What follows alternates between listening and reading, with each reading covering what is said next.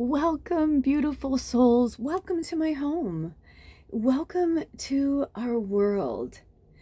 I have so much to say and so much to share with you, and the lighting is going to play because of what's happening. And I, being the perfectionist that I have been in the past, the controlling person I've been in the past, um, yeah, wanted to make it perfect and blah, blah, blah. And they're like, it's perfect just the way it is. So, with that being said, welcome to our third quarter moon reading, which is also the seventh moon cycle. And the energy around that is transition and forgiveness. Because by this time, we've had the new moon, the first quarter moon, the full moon, and now we are to the other side of the moon, the other half as we go into shadow, into darkness, and as we go into the eighth moon phase of rest and restore energy till we move on to the new moon in Taurus. Interesting that it started to light up and then it started to rain. Can you hear that? So not only is today the third quarter moon, but it's also Easter. Welcome, Jesus. Welcome, Christ consciousness energy.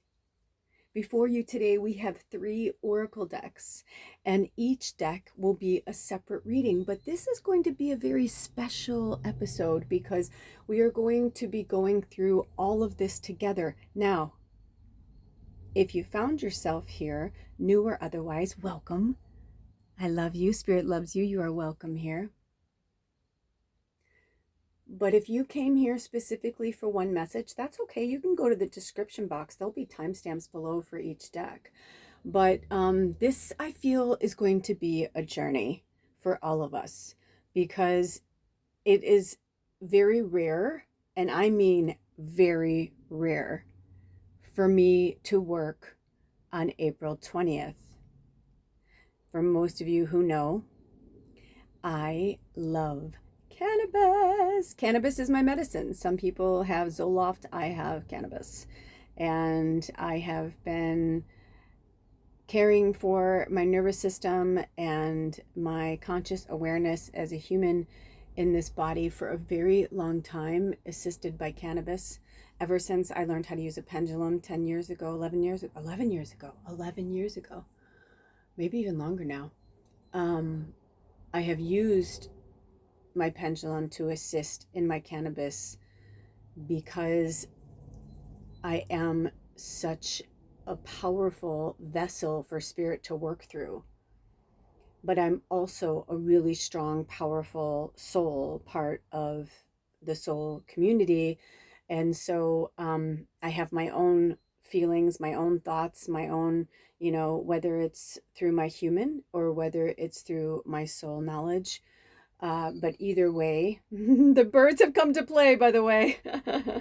A lot's going to happen today. But with that being said, I have always used cannabis as sacred medicine. I'm not ripping bongs. I'm not, So 420 is my get out of jail free card where I could do whatever I want. Because as you know, in America, 420 is the police scanner number for cannabis.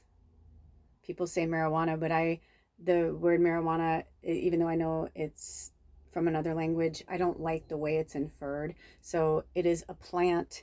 I use it as such, as a healing modality, as a natural witch, a natural, whatever you want to say, angel, earth angel, because wherever I come from, the density on earth is very strong and very heavy, and I am a very lightweight spirit. And for several years, more than I can ever recall, I had people tell me that I was all over the place. I was like a bull in a china shop. Oh my gosh, you're so ungrounded. You're so untethered. What's bubble? And that's because my bubbly, bubbles, the fairy part of me is floating in the clouds, throwing flowers on everybody. I love you, I love you, I love you, I love you, I love you, right? And then there's like the dense third dimensional human where Kelly Ann Wazlowski was born into and has transitioned into over 53 years to Lula Kelly. So getting to understand and know my identity has been really important for me so that I can release any form of identity that maybe is not mine. The self-discovery path right now is the most vital and the most important that we're going to see in our lifetime.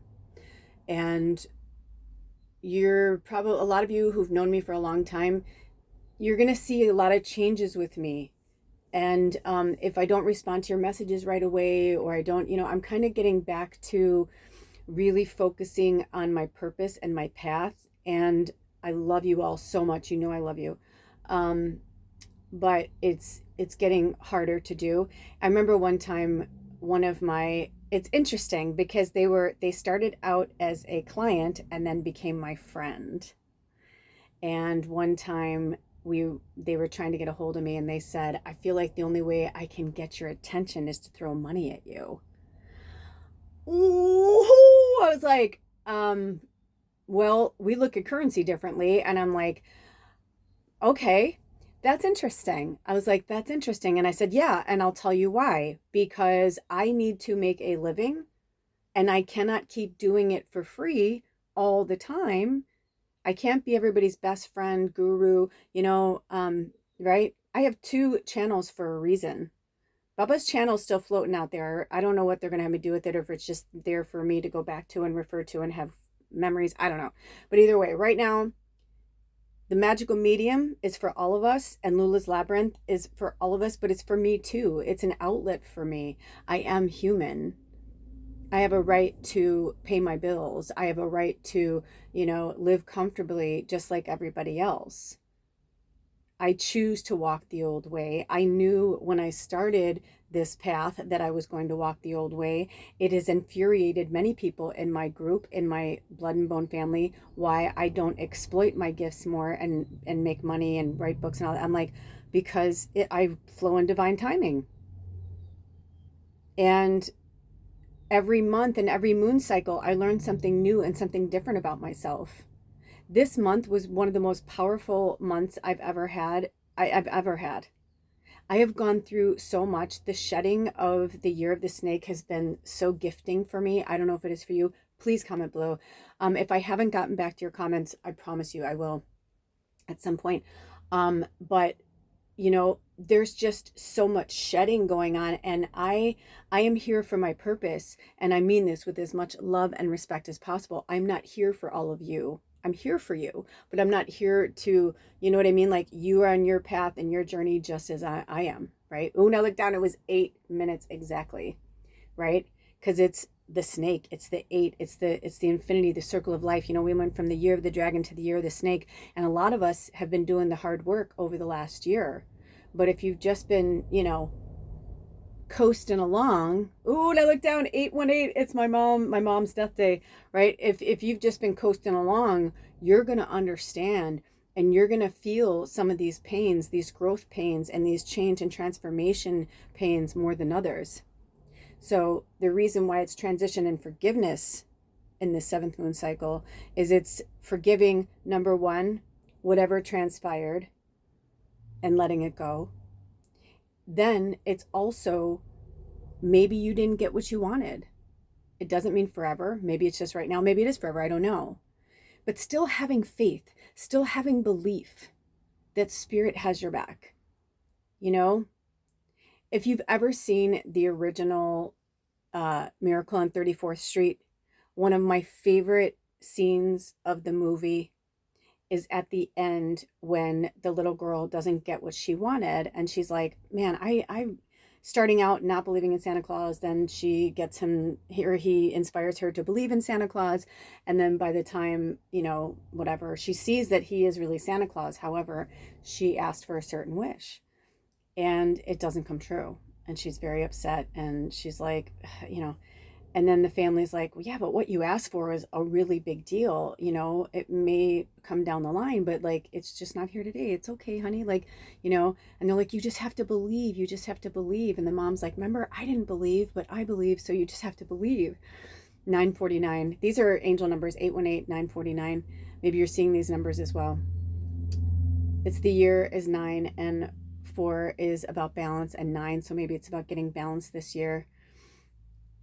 But if you've seen it, you know, and if you haven't, I'm not going to give away the total ending, but I am going to say that they said, you just have to believe, Susie. You just have to believe. Oh, Mom, my mom's name is Susan. Hi, Mom. And today is my grandmother's 25th anniversary of crossing over. Hi, Grandma. We'll get there. She's our special guest star today. My mom's so cute. It's almost like my mom was like, remember Grandma? And I feel like my grandma's like, slow your roll, slow your roll. She knows what she's doing. Slow down, slow down. I love my family. Thank you, ancestors. But when, you know, they're leaving the venue, because they're all at this party together, the little girl is sitting in the back seat saying, I believe, I believe, I believe. And that's what Spirit wants us to do. And if you haven't seen Miracle on 34th Street, please watch the original one in black and white. I mean, the second one was cute and everything, but the first one is just the best. I still think he's like one of the best Santa Claus that has ever been played in the history of Santa Claus. Oh, and I looked down, it was 11:10, then 11:11. Welcome, angels. So with that being said, I kind of feel like Charlie right now, like we're Charlie's angels, right? And I'm like, I'm Charlie. Like, you can't see me, I'm just your voice, but you guys are my angels, so yay! So without further ado, speaking of angels, woo, look at this. So I asked Alder to stop and pick me up some cannabis, and he got me 3 different kinds. I tried the other 2 already. This one I was really drawn to, and I forgot that it was Heavenly Buds. I was just really drawn to it. I didn't even really look at it, but how cute is that? And then when I was getting ready, I said, are we gonna smoke that one? And they're like, yeah. And I was like, oh, fun, fun, fun, fun, fun. So I love that. And they're having me do, this is like ceremony. Now, you don't have to partake in ceremony, you know, but smoke them if you got them. If you have some cannabis, if you want to go into the ceremony with me, I am preparing it now. Also, for my Lula's Labyrinth, I'm going to put a link below. I feel like we have some people who are AMSR, and I was going to pause for a second so you didn't have to hear the crinkle, and they said, no, a lot of you actually really like that. So I just posted on Lula's Labyrinth an ASMR. Am I saying it right? It's not my thing, you know, but they call me to do things I do it. I just do what I'm told, but I do it in the most loving, awesome way. But anyway, they had me do one for the rain. So for some of you who like rain, like, you know, some of my desert people like Jessica, I don't know why I came out like that, Jessica. Maybe you're missing hearing the sound of rain. Anyway, I'll put a link below. Go check it out. And if you haven't liked, comment, subscribed, and all that good stuff on Lula's Labyrinth, if you're called to do so, please do so. Thank you for supporting me over there. We are moving along here, and thank you for the well wishes lately. I've been in such gratitude. And speaking of Jessica, I've been meaning to respond to your text because I took a screenshot of it, and I'm going to do something with it, but I don't know what yet because you know, so many of you are scryers. Zoe just reached out recently too and was like, oh my gosh, I was scrying. Like, she sent me like a picture from the last reading, and she was like, oh my gosh, do you see this? Do you see that? And I was like, you know, I the whole time I'm doing a lot of these readings, I see things, but I just want to wait and see like what you guys see or what you bring back. Like, I love like interacting with you in that respect. I really genuinely do. But anyway, with that being said, Jessica sent me a message and said, hey, that last reading I was scrying and I saw a cat, and I think we were talking about Baba too. And she said, and I saw a dead mouse. Well, if you guys know, I was talking about how I've been having this mouse issue, and I knew the mice were, you know, working with me, trying to talk to me, trying to help me through something. But at the same time, when she sent me the message, I got really upset because not at her, but like, if you knew the lengths that I take to not kill them, you know, I mean, I could easily kill them. And it was really interesting because my landlord was like, why are you torturing yourself? He's like, I have a trap. And I said, oh, you do? I said, I don't want to kill him. And he goes, well, I don't know how you want to get him out. And he's like, here, I have this trap. And he's like, you know, you just fill it with water and then they fall in and they drown. And I was like, no, I'm like, that's fucking horrible. And that's a horrible way to die. And I don't want to hear that. And so long story short, I kept talking to the mouse and telling them to leave and asking spirit and talking to my higher self. And I was like, I do not want to find a dead animal in here, please.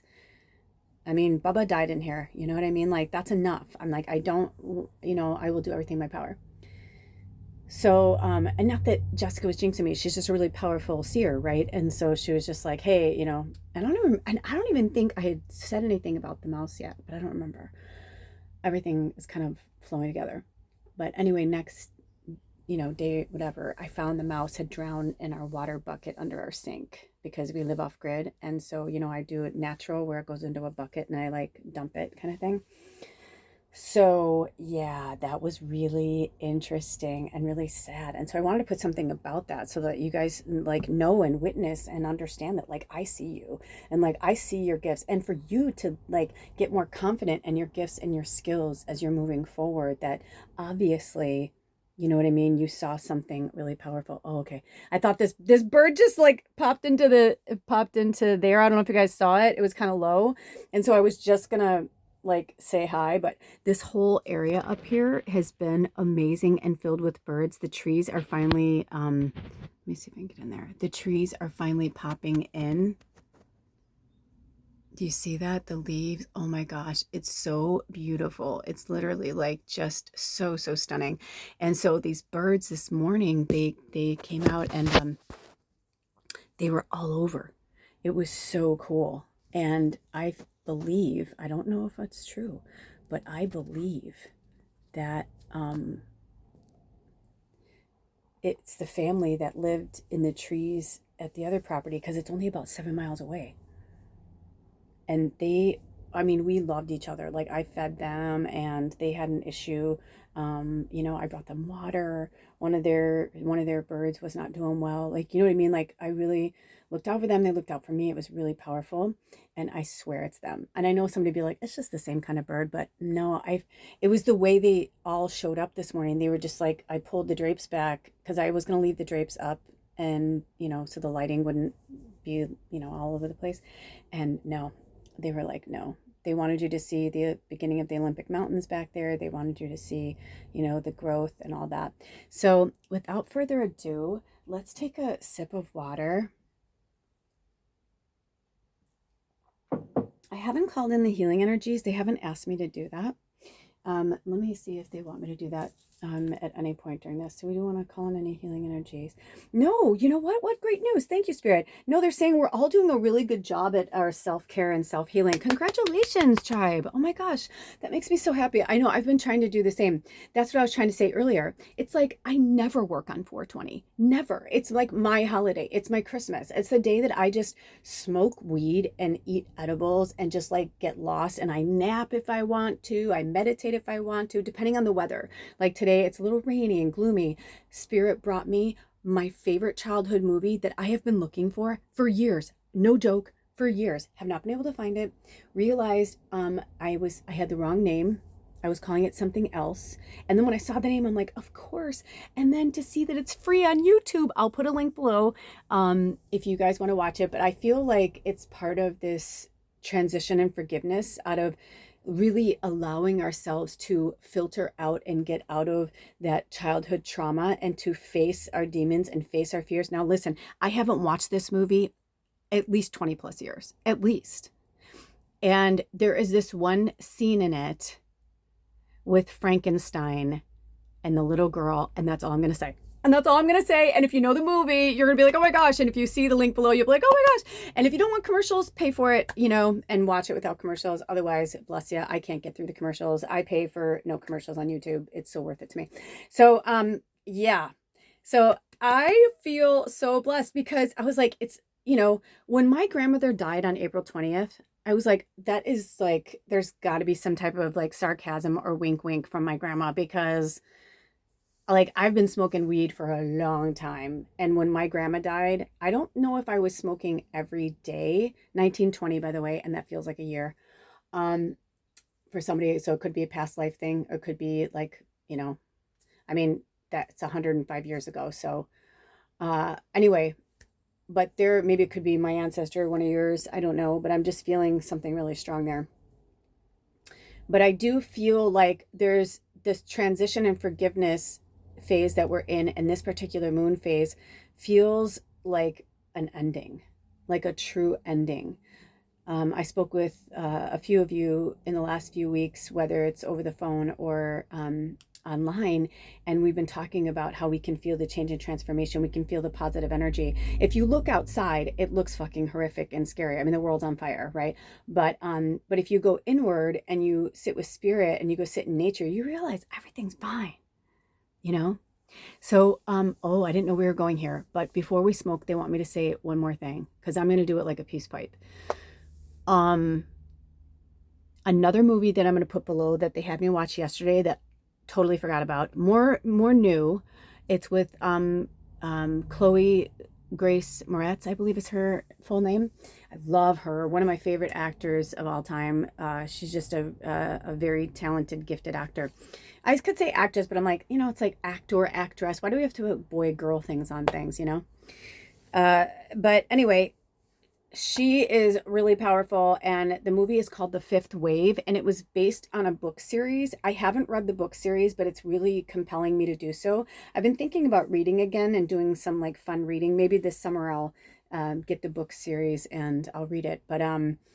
But anyway, it's really powerful, and it's a very apocalyptic, end of the world, alien takeover kind of movie. But I am not exaggerating when I tell you that like the first 20 minutes, my body was in chills all over the place, where I was like with my pendulum going, are you fucking telling me this is what's going to happen? Because like, what is happening? What is happening? But I felt like the whole movie, the whole situation was kind of like what they're trying to show us right now. And we are in the fifth wave. Like, we are in the fifth wave of the takeover, meaning like it's the opposite of it though. And I don't want to give too much away in the movie, okay? But the only thing I will say is that the aliens can look like humans. And so, of course, it becomes like, who can you trust?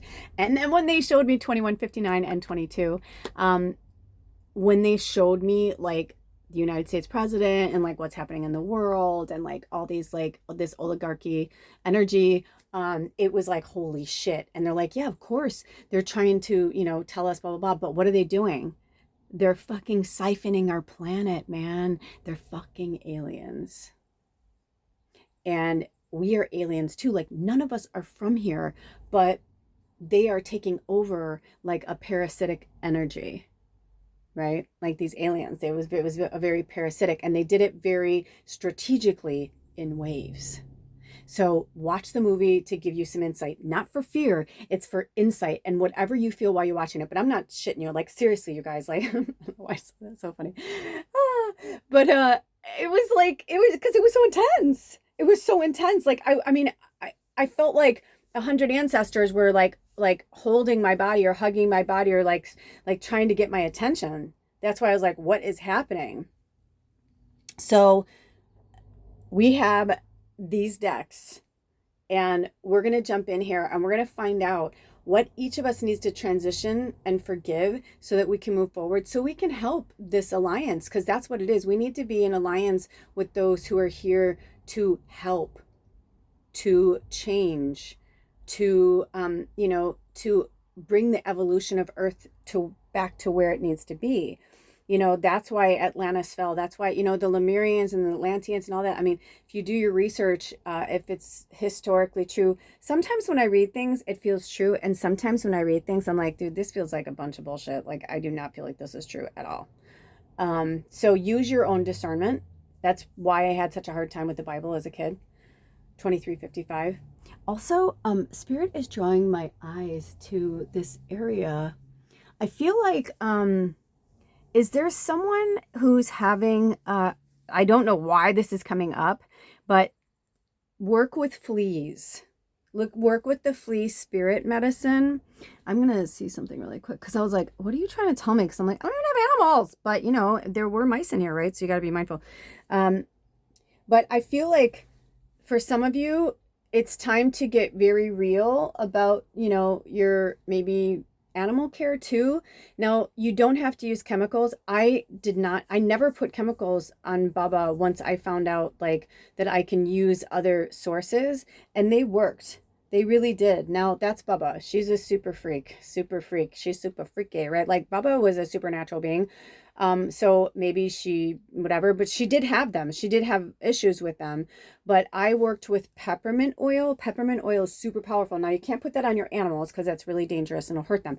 But if you put peppermint, really strong peppermint oil, natural peppermint oil, not bullshit, right? But the real stuff, and like a water bottle, like, I don't know how many parts, but like, let's just say like 1 drop of essential oil to like a cup of water, right? Like, so use that in your mindset and then you shake it real good. And the best way is to, maybe let it even sit in there for a minute, but just shake it up real good and go around and spray the fuck out of your carpets, your furniture. The cool thing is, your house is going to smell really great and it's going to keep them at bay. They fucking hate peppermint. Mice, spiders, even though spiders, we need to give the spiders their props when they're due because they are ecosystem warriors. They really are. They help, we need all these bugs and insects and arachnids. Like we need them for different purposes, but then they also help each other or help us. The spiders come in and eat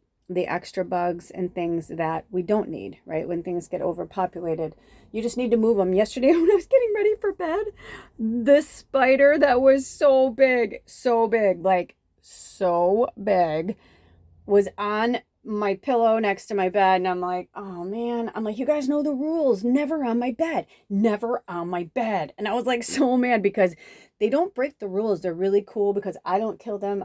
Yesterday I put one outside. They were like, hey, I want to go outside. I'm like, cool. But this was like, no, this must mean something else. And then I realized I ended up redoing my bed area with lemongrass, and I basically like blessed my bed, but also like put things, I have a wooden bed frame, so like I put the essential oils like in my hands and rubbed it and like put it all over the bed, put it on my pillows, put it all around. And I don't know what that's for. It could be because the ants, sometimes they get a little bratty. I've never felt them crawling on me when I'm sleeping, but sometimes when I'm sitting on my bed, when I'm watching something before I go to bed, like one will crawl across my blanket and I'm like, dude, I'll put it outside. But I'm like, really? So, they're talking to us. That's how they speak to us, and they're not meaning to scare you. Please don't kill anything if you can help it, but definitely spiders, obviously if you have a poisonous spider in your house, that's a different story. But again, even then, maybe they're trying to teach you boundaries and like, they're not going to bother you if you don't bother them. I don't know. I've lived with black widows and it was a very, they were never in my house, but they were in my garage and my shed when I lived in Southern California. And I was not a fan. I especially one time, one of my cats, Sebastian, oh my gosh, I was taking the garbage out and we kept our garbage cans in the shed. And when I came back, Sebastian had gone outside with me. And he was the cutest little fat Tonkinese. He was the cutest thing ever. I miss him. He was a good cat. Unfortunately, my neighbor hit him, but that's a whole other story. But he had a really cool life, and it was hard for all of us because the neighbor that hit him, their cat and Sebastian were best friends. They would like sit on the fence and hang out together. We had like a cinder block fence between our houses.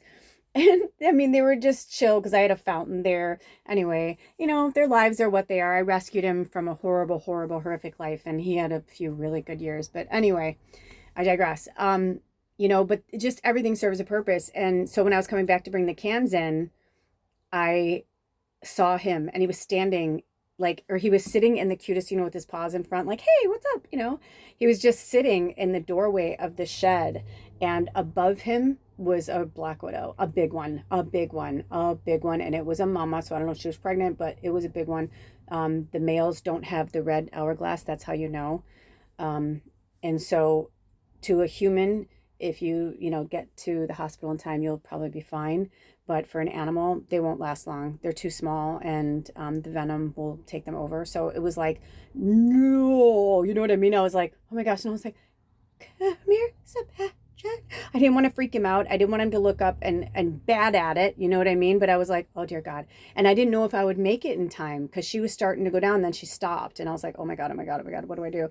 And you know what? My motherly instincts took over, and I just went in and swooped him, and I didn't even think about it. But I mean, she could have hit my head, whatever, but I didn't even think about it. I just wanted to get him out of there. So I get it. I called my landlord and I was like, we need an exterminator. Oh my gosh, Jesus is here. Look, the robins have arrived.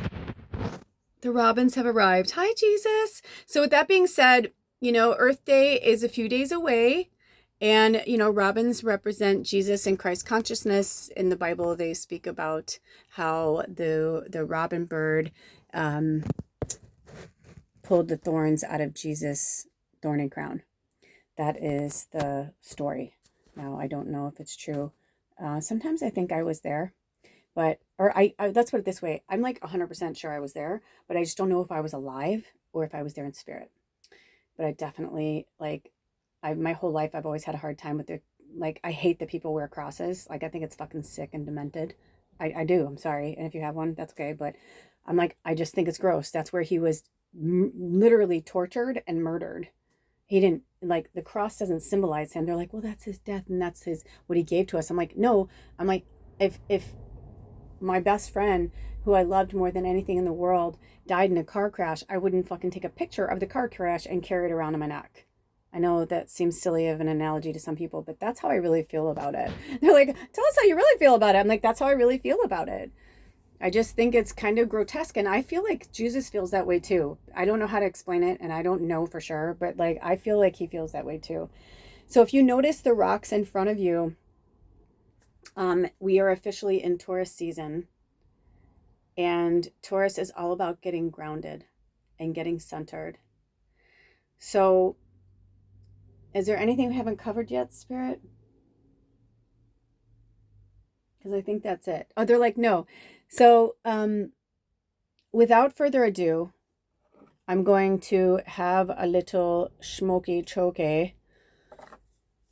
You can go get yourself a beverage. Oh my gosh, shut up. Oh my God, hold on.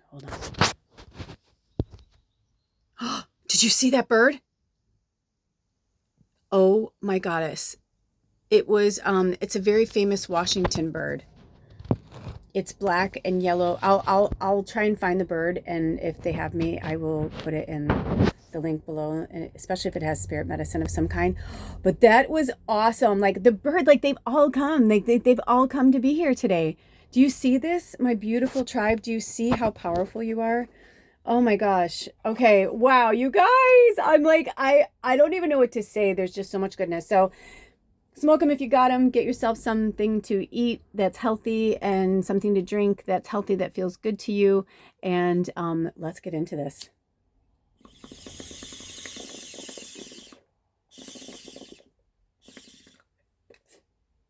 I do the puff, puff, pass method.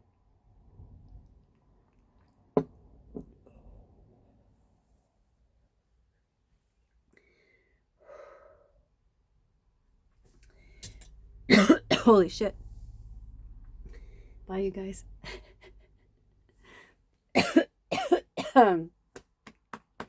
My friends and I used to say it to each other when we'd take a really big hit.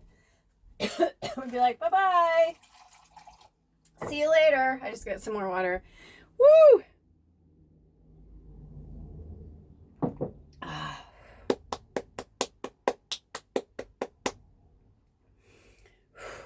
Hi, Grandma. I can feel her here. She's so powerful. So, when I looked down, it was 33, 31. And I'm all about the 13s and the witches, and 31 is 13 backwards. Bubba is here as well. She died on January 31st. This is a very powerful message. These are very powerful readings. As I'm going into my cannabis, I want you to take some deep breaths with me.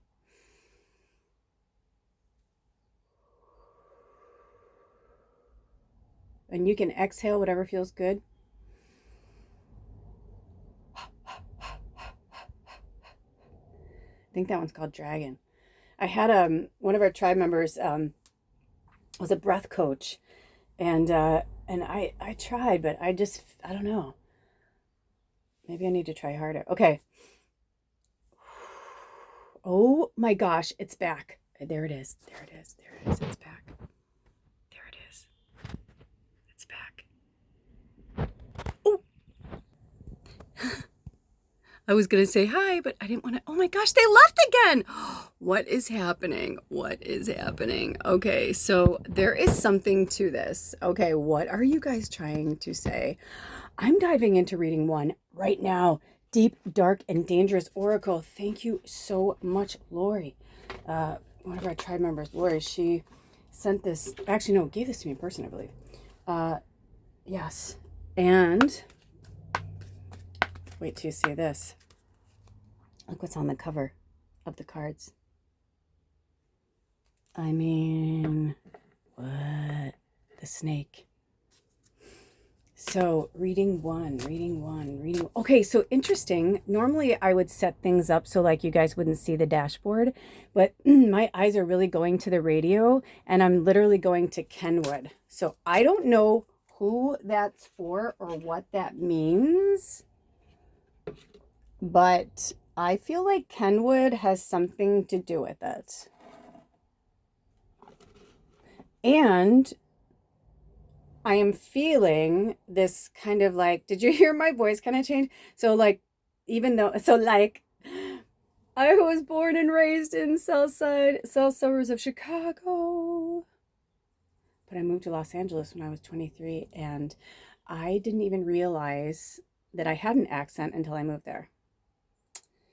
Then after I had lived there for some years in Los Angeles, I would go home and my family would be like, oh my God. I'm like, what? They're like, you sound like them. I'm like, what do you mean?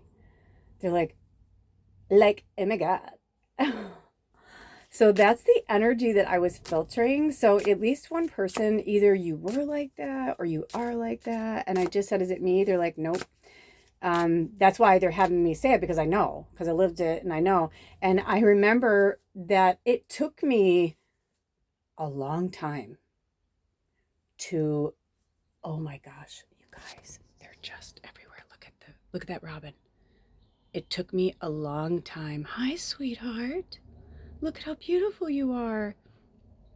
Maybe some of you needed to see the frog too, because I'm feeling frog spirit medicine. I'm holding the cards so I can't zoom in, but you can see them. But I'm just look at that. I feel like they want you to see the crystal ball and the robin. So Jesus is like, yeah, loving yourself and being gentle with yourself is literally the greatest gift you can give yourself.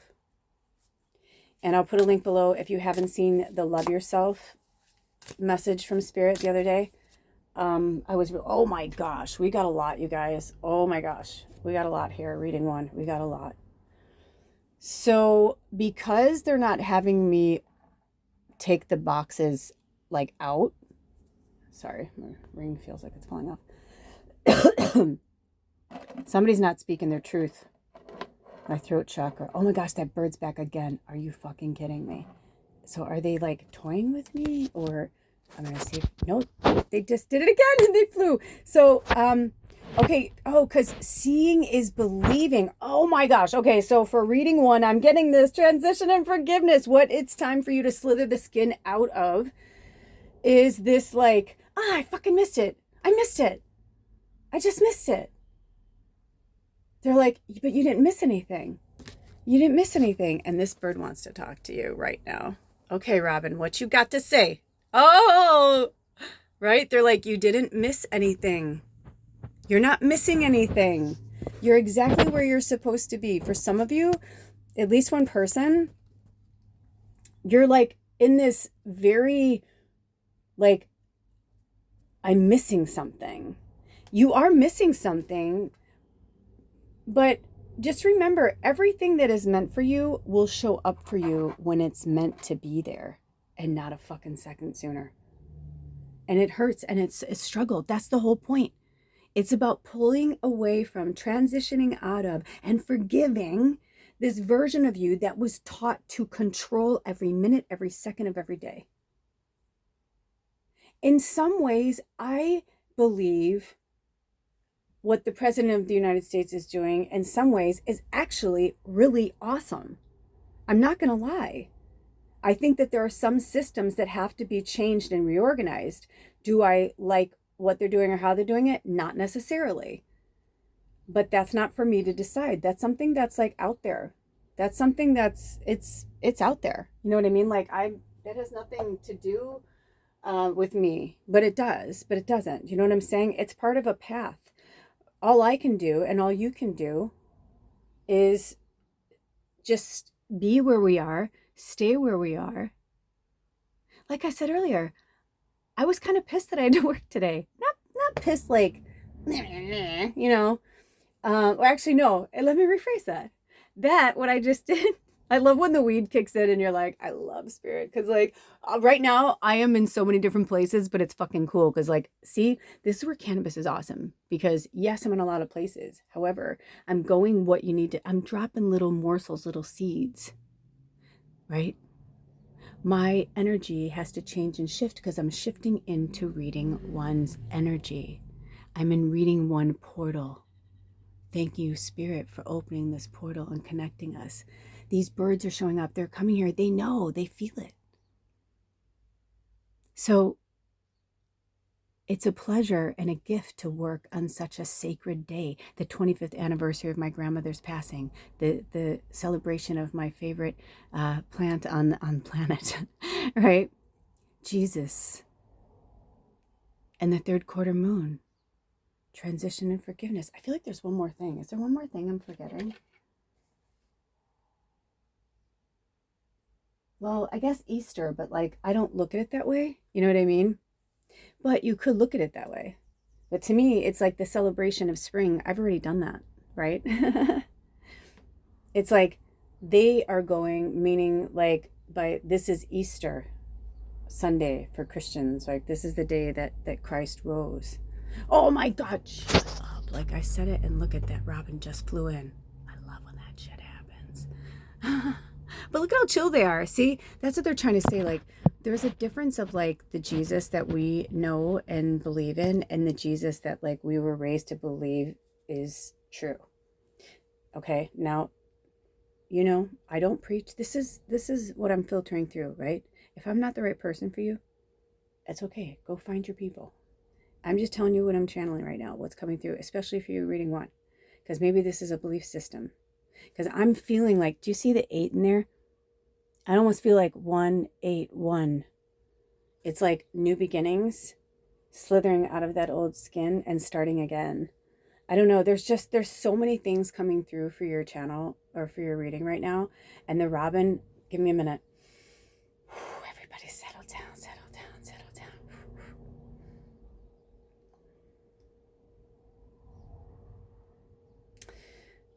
Okay. So take a sip of water. Take a sip of water. Cleanse the palate. Stop what you're doing and please get some fresh water and drink it. Now the Robin has gone to a higher dimension. Thank you, Spirit. Wow, we are so protected right now. There are birds surrounding me. You have to understand, when we moved here, like it was bare. I was like, oh, and our landlord's like, no, wait till it grows in. He's like, it's really beautiful here. He's like, it's really magical. And it is. And watching this last week, watching these leaves come to life and watching the birds come here has been like such an extraordinary gift. But that aside, they wanted us to calm down. We just came out of Aries energy. We're still in the Aries moon, which is fire energy. But it's hard to get grounded when we're like lost in the fray of the fire. Oh my gosh, Spirit has the best sense of humor ever. So, you know, I have been having some really deep conversations with Jesus as of late, which, you know, obviously it's like 'tis the season. I mean, you want to talk about Jesus, right? Like this is a season of energy. It's about rebirth and renewal. The energy that I'm getting from Jesus, I don't think Jesus ever died. I think he was like maybe close to death. Oh, the Robin just flew away. Maybe we're onto something here. I feel like he was close to death, but he didn't actually die. Oh, when I look down, it was 44:21 and then 44:22. So definitely we need to work with those, which is 44 is 8 and 2 and 2 is 4, and that's 12, which is also the number 3. So the Father, the Son, and the Holy Ghost, the Holy Trinity. Okay, so there is some serious shit going on. All right, I'm going in for the cards. Okay, so here is how I pulled them out. But I probably just pulled it upside down because I don't believe these have reverse meanings, but if they do, I'll put them in there. So here are the cards. Oh my God, that's why 3 came out. Fuck. All right. So, sometimes when I'm channeling, it's like, I just like feel it, you know, I don't even have to see the words or like not, you know what I mean? Like I just feel it and it's so intense. So let me see if I can adjust this for a second. Okay. Also, let me do this and this. So freedom, the underworld. So freedom, and I think that's Selkie, the underworld, Hades, mystery, the Kraken. And they told me to leave it alone. Okay. Because I was like, you can't see their face. They're like, because it doesn't matter. When it comes around, it'll come around.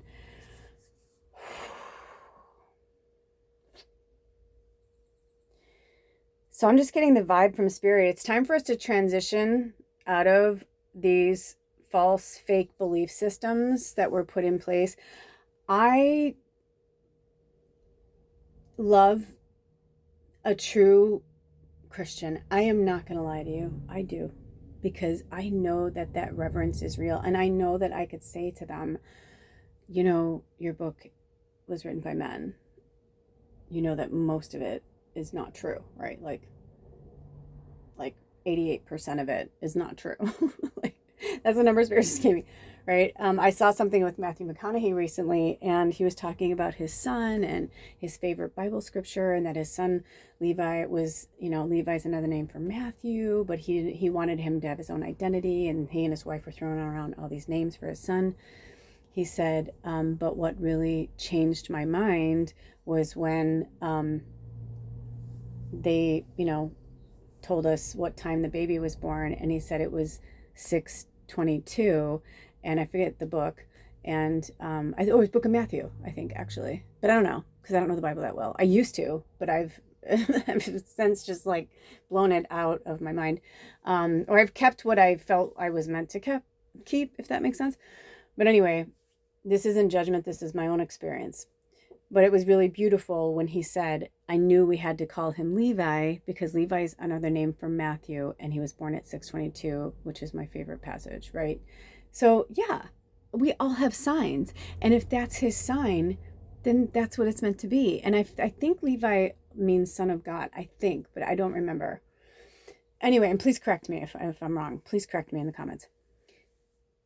But what I'm feeling is that on this blessed day that I normally never work, but then got excited to work because I realized what Spirit wanted me to do, I was like, okay, this is going to be fucking cool. I'm like, this is going to be some serious shit.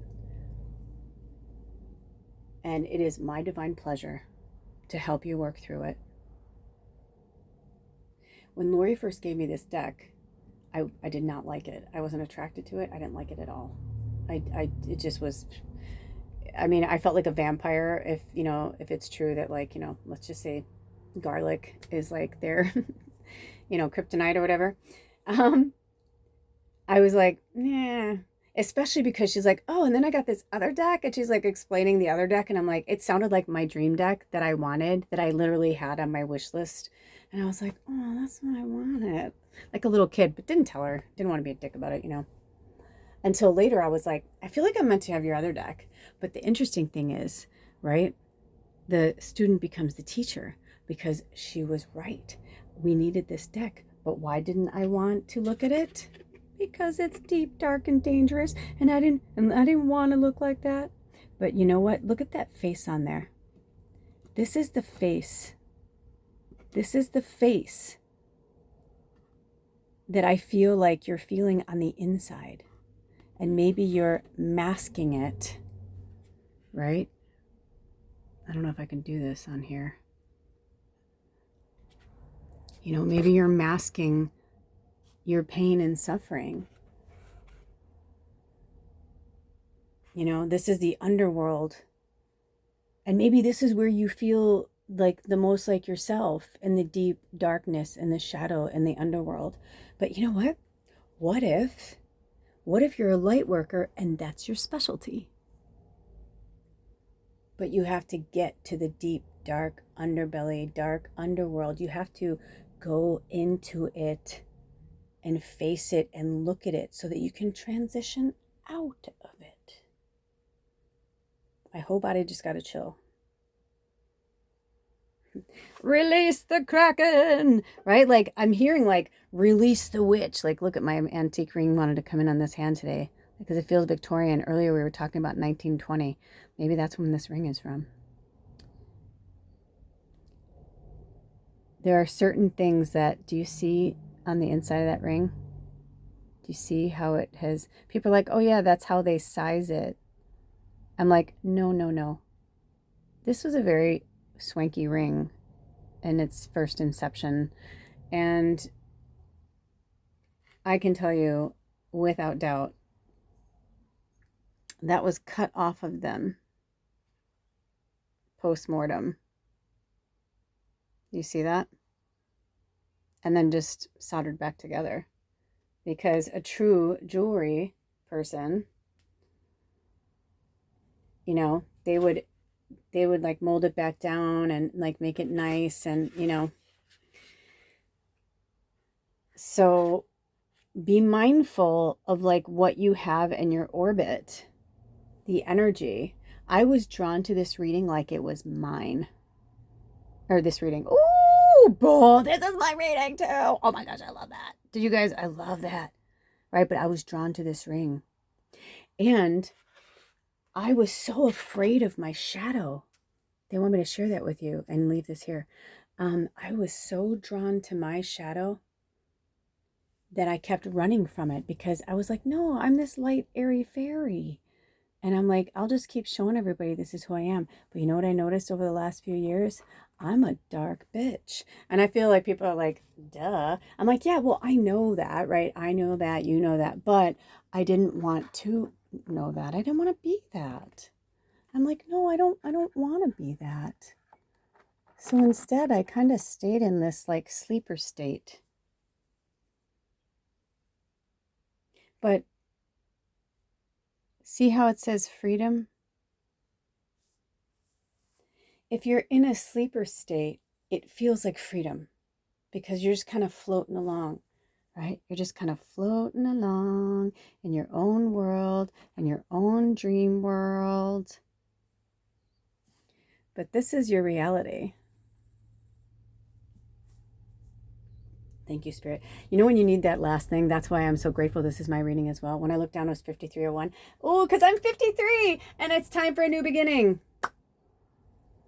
And we have quite a few of us that are 53 or in our 50s, but you don't have to be, because it's also 53 is, 35 backwards. So, this is an ageless thing, but it could just be for some of you, like you needed like another knock, knock, knock.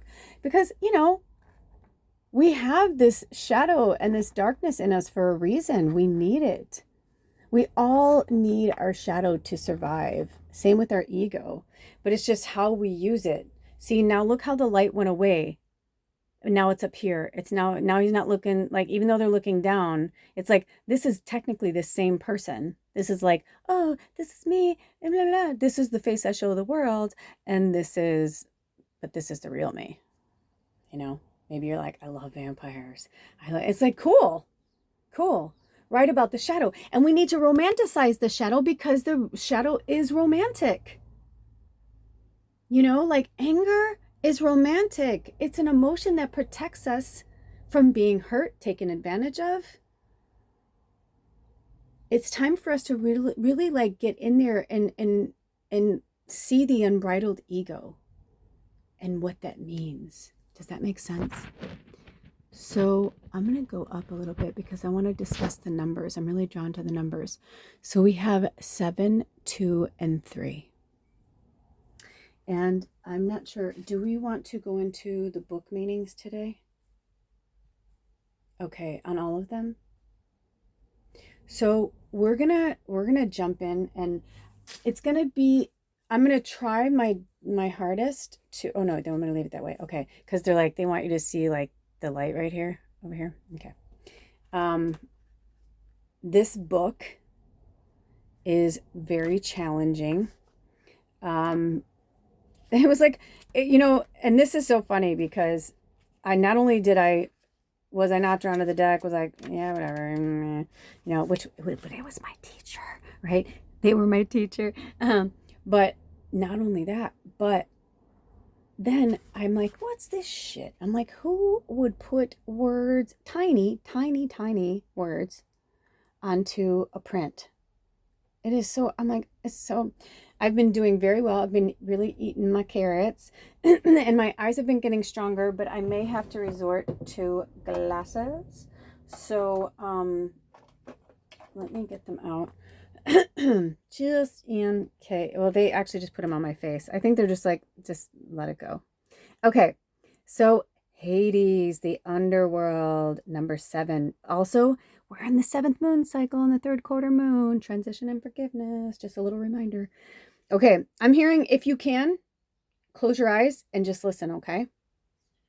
Everything has a cycle and a time span. Death is a natural part of life. Plan a legacy.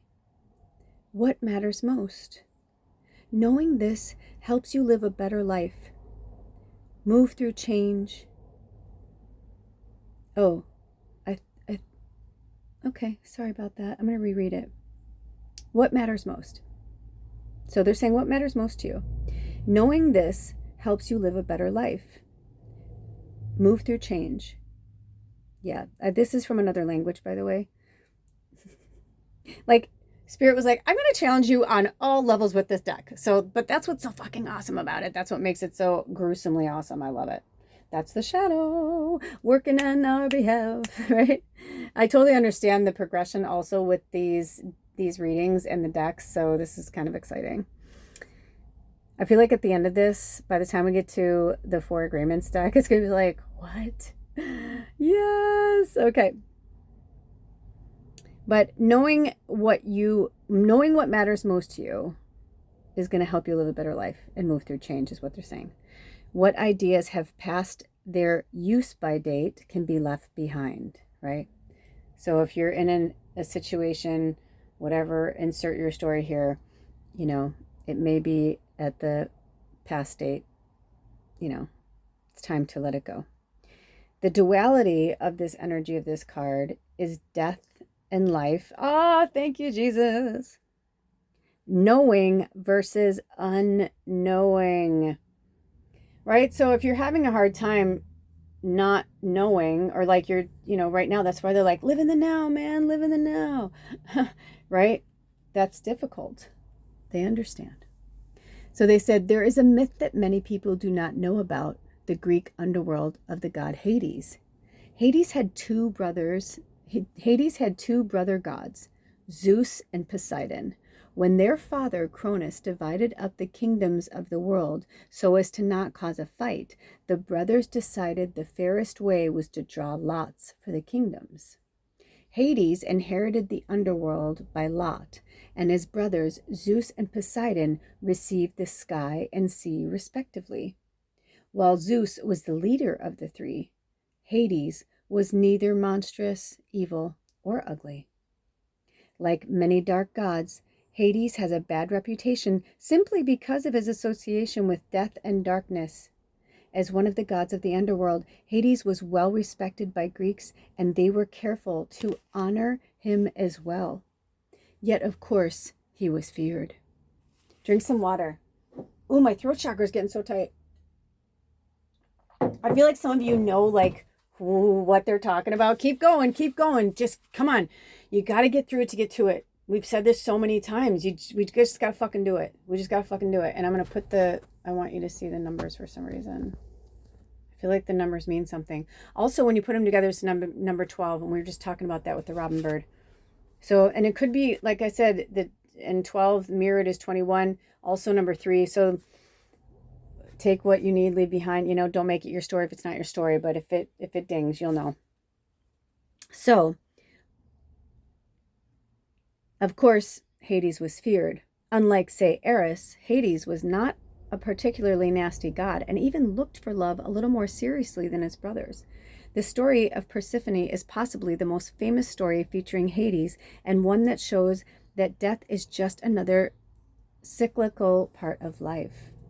In the oldest form of the myth, Hades falls in love with Demeter's daughter Persephone, and it is a chaste and proper love. Hades goes to Zeus for permission, and Zeus promises Persephone's hand in marriage. Unfortunately, Zeus does not tell the women this and forgets his promise to Hades. Hades waits and waits. One day, while watching his love happily frolicking on a day out with her friends, Hades rises up out of the ground and kidnaps her. He takes her down deep to his dark domain of the underworld and tries to woo her, explaining that she was promised to him. Demeter, goddess of agriculture and a dedicated mother, searches the world for her daughter. She is, of course, no longer to be found on the surface of earth. In her huge grief, Demeter stops facilitating the growth and production of all food and plants. Everything dies back. There is no food, and the race of man begins to starve. Meanwhile, Hades offers Persephone a red pomegranate. This is the fruit of death, and anyone who eats of this must stay in Hades. By this time, the gods have figured out that Hades has Persephone, and Zeus asks his brother to free her.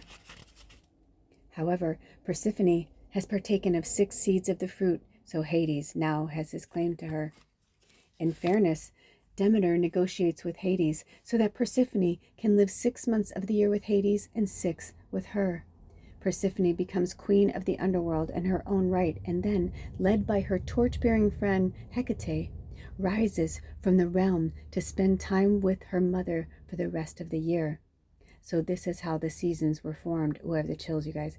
Every 6 months, the earth dies back, and Hades claims the winter season and his bride. Then Demeter claims her daughter back for the growing seasons of spring and summer. The underworld is a realm like any other, and one that, although full of mystery, is full of possibilities. Death is the step before rebirth. A fallow field with nothing growing is necessary so that things may be planted and spring forth again. The underworld, like our unconscious, is a place of infinite possibilities.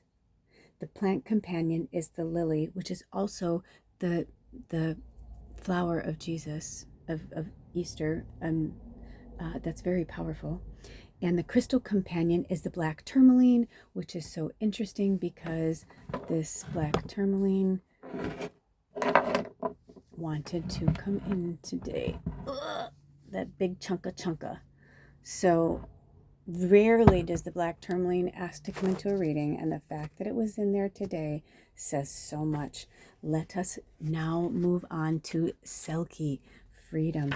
Are you guys feeling it yet? Like, are you getting any? I mean, I've been downloading so much shit. Like, I'm trying not to cry because I'm trying to stay focused because I'm having my own stuff too. You know, like when we have these kind of readings, I love these. You know, recently they've been having me do pick a readings where like I literally just start with reading 1. I don't do any intro. And after I was done with that, I'm like, dude, that's fucking awesome. Can we do like more of those? Because when I'm like in here with you guys, like the whole time, it's a little more dense, beautiful. I love it. And the energy changes and shifts as we go. But it's like when we start all together, we're all so powerful, but we're all going through our own shit. So it's like, I can feel, you probably feel me too, right? And so it's like, we can all feel each other. And the most beautiful, you know, emotional sense, of course, don't be perverted if you're new here, right? Because we have just as many, divine masculines, represented as we do divine feminine. So with that being said, we're going to go into Selkie. Drink some more water. What is going on? I'm feeling this, by the way, my blessed mug is like starting to like break, and I'm like, what is happening? Change and transformation. This is really big. This is a big one. This transition and forgiveness is a big one. So Selkie. Let's go to them. Let's go a little more to Selkie and see if they want us to. There we go. I felt like that's what they wanted. You can only pretend for so long before you must find truth again. Seek authenticity. Containing yourself in a form that is not your own is rarely successful long term. Find what sets you free. Acknowledge your inner truth. Be aware someone may be deceiving you under false pretenses. Now, before I move forward, this is out of the book. That could be many meanings. If you're trying to trap somebody in a reading in your mind, let that go away just like that huge, that loud vehicle did. I apologize. See, look at the duality. Talk about duality, right? So you guys, I showed you how beautiful on one side of me is, but on the other side of me, the not so good, the shadow is I'm on a very busy road, highway. And it's not fun. But it's strengthened me in a lot of ways. And it's also helping me to, grow in ways that I didn't even know were possible. So maybe all that was meant to be said. So the duality here is containment versus freedom and pretense versus authenticity. Speaking of masks, right? The pretense versus authenticity. This is the authenticity. Living in the mystery. Okay, we're going to get there. Okay. Okay, so Selkie mythos is shared in the places where the sea is a truly dominant force and where colonies of seals live, like the Shetlands and other Scottish islands, the Faroes, Norway, and Iceland. Do you see that? I don't know that. Please, if you know what that is, feel free to write it in the comments. I have personally read and listened to a lot of stories about Selkies since I have a kin bloodline that is Selkie central. The mythos of the Selkie was something I dreamed about since I was small, and there are many versions of the Selkie mythos, but most involve beautiful, haunting imagery of female shapeshifters, women who live in the body of seals, but who can transform into enchanting women who appear human on land. A typical Selkie story is of a human man who watches a Selkie. I don't know if I'll be able to get that on there. Nice. Playing in a cove. At times, he observes, comes ashore for various reasons, dropping her skin and shape-shifting into a woman irresistible to him. When her land business is complete, she steps back into her seal skin and returns to the wild ocean that is her home. The human man falls in love with this Selkie woman and decides to wait for her to next transform from her seal form, and when she does, to take possession of and hide the seal skin. If a Selkie's seal skin is withheld, they cannot return to the ocean. Unable to find their seal skin, Selkies are adrift in the human world. They become reliant on the kind human man who takes care of them and who begins to teach them the human way of things on land. Often, the Selkie and the human man marry and even have children. But the wild heart of the woman is, of course, wedded truly to her life in the sea. She wants to go home. She yearns for her true self. Eventually, the Selkie finds her skin and is reunited with her authentic form. Without a backward glance, she steps into it, allows herself to be enveloped by her true shape once again, and re-enters the aquatic world. Some stories tell of Selkies coming back every now and again to visit their children. Some say they never ever return to the world of men, who contained them under false pretenses. And yes, there were male Selkies reportedly too, incredibly beautiful in form and very seductive. It was said that these Selkies looked for lonely human women. Oh, are you a Selkie or are you with one? This is like really, they don't have me read this kind of stuff all the time, and I am feeling this because I believe in this. So interesting. So the deep.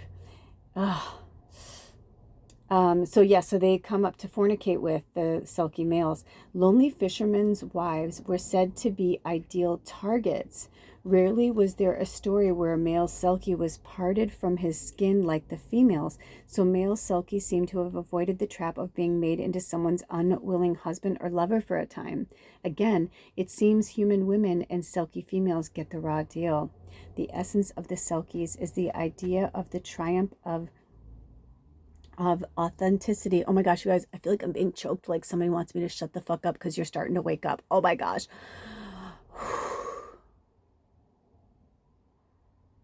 The essence of the Selkies is the idea of the triumph of authenticity over pretense and containment. Also, the deep pull of the wild self. After all, if the Selkies got their true skins back, they did not hesitate to leave the human world behind, and that included even leaving their own children. The plant companion is the bladder rack. I don't know what the fuck that is, but that's for you to research. And the crystal companion is the opal. What? And look at Kraken's right after that. Release the Kraken. It is good not to know everything. Great mysteries can fill you with wonder, and this is a very positive state. Be curious. You do not have to share everything with everyone. You can be selective about who you share the minutia of your life with. Value your privacy. The duality is the seen and not seen, and revealing all to the mystery. Okay, I'm going to lift the book. I'm going to take a sip of water. What is going on? You guys, I can tell you, and this isn't in any other way, shape, or form, but soul knowledge.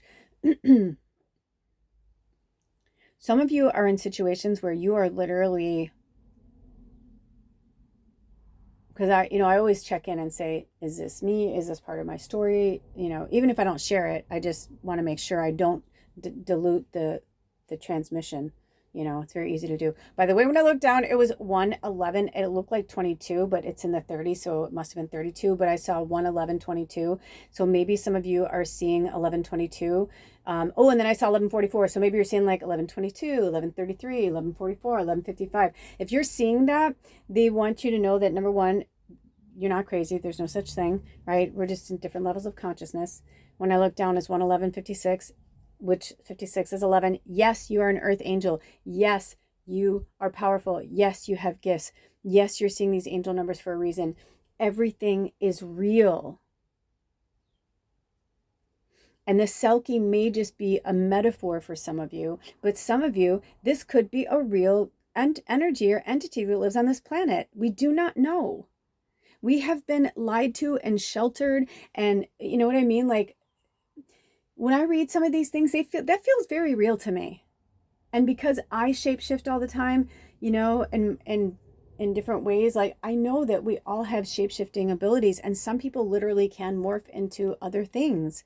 I've seen things that I can't explain with my human eye and the human brain. Like I feel like the human brain has been trained to not see outside a certain consciousness level. That's why Jesus came in today. Oh my gosh, my left palm is like on fire right now, which is about energy coming in. So I'm feeling like the heart chakra. I'm feeling like green energy. Wear green, have green around you. Get some, green crystals, jade, malachite, certain. I'm like, I can go on and on and on. Also, the apophyllite was coming through earlier. So I feel like some of you, like this is part of your mystery. And, if you're not comfortable telling people who and what you are, you don't have to do that. And you don't have to share your journey. And you know what? And you don't have to tell people where you're going and what you're doing and how you're doing it. By the way, I don't know if you guys can see, but this was mostly just stones down here for the Taurus energy. But the shell wanted to come in so bad, and it really wanted to be on the end. And look at that. I mean, also I'm hearing work with the octopus energy. It's one of the most powerful spirit animals on the planet. And if they want to work with you, take that as like the highest like bow and respect, because they know how hard you're working. They know what's going on. Some of you, but the thing I'm getting is that some of you are getting this, like you've literally talked yourself into a certain situation, but it happened so long ago, And they're like, that's not your situation. Okay? And some of you are in the savior complex, and this isn't a beating. It's not like that at all. It's not a tongue lashing. It's Lemurian energy of just, you're like programmed to help. You just want to love and help and bring love, light, energy into the world, and and that's okay. This message, I feel like, is for all of us, whether you align with Lemurian or you've worked with the Lemurians. And a little heart right there in the middle. They get it. They know. But for some of you, it's like, it's so powerful what you have to do. And this is the year that you will slither out of it, though. Just know that something's going to happen. Something is going to happen. And sometimes things happen for you, right? Instead of being like, oh, that happened to me, it's going to happen for you. And you may not like it, but it's kind of like, they're like, well, we've given you like 7 gazillion chances to like do it in different ways, but like now it's in your soul contract. That's what you want to do.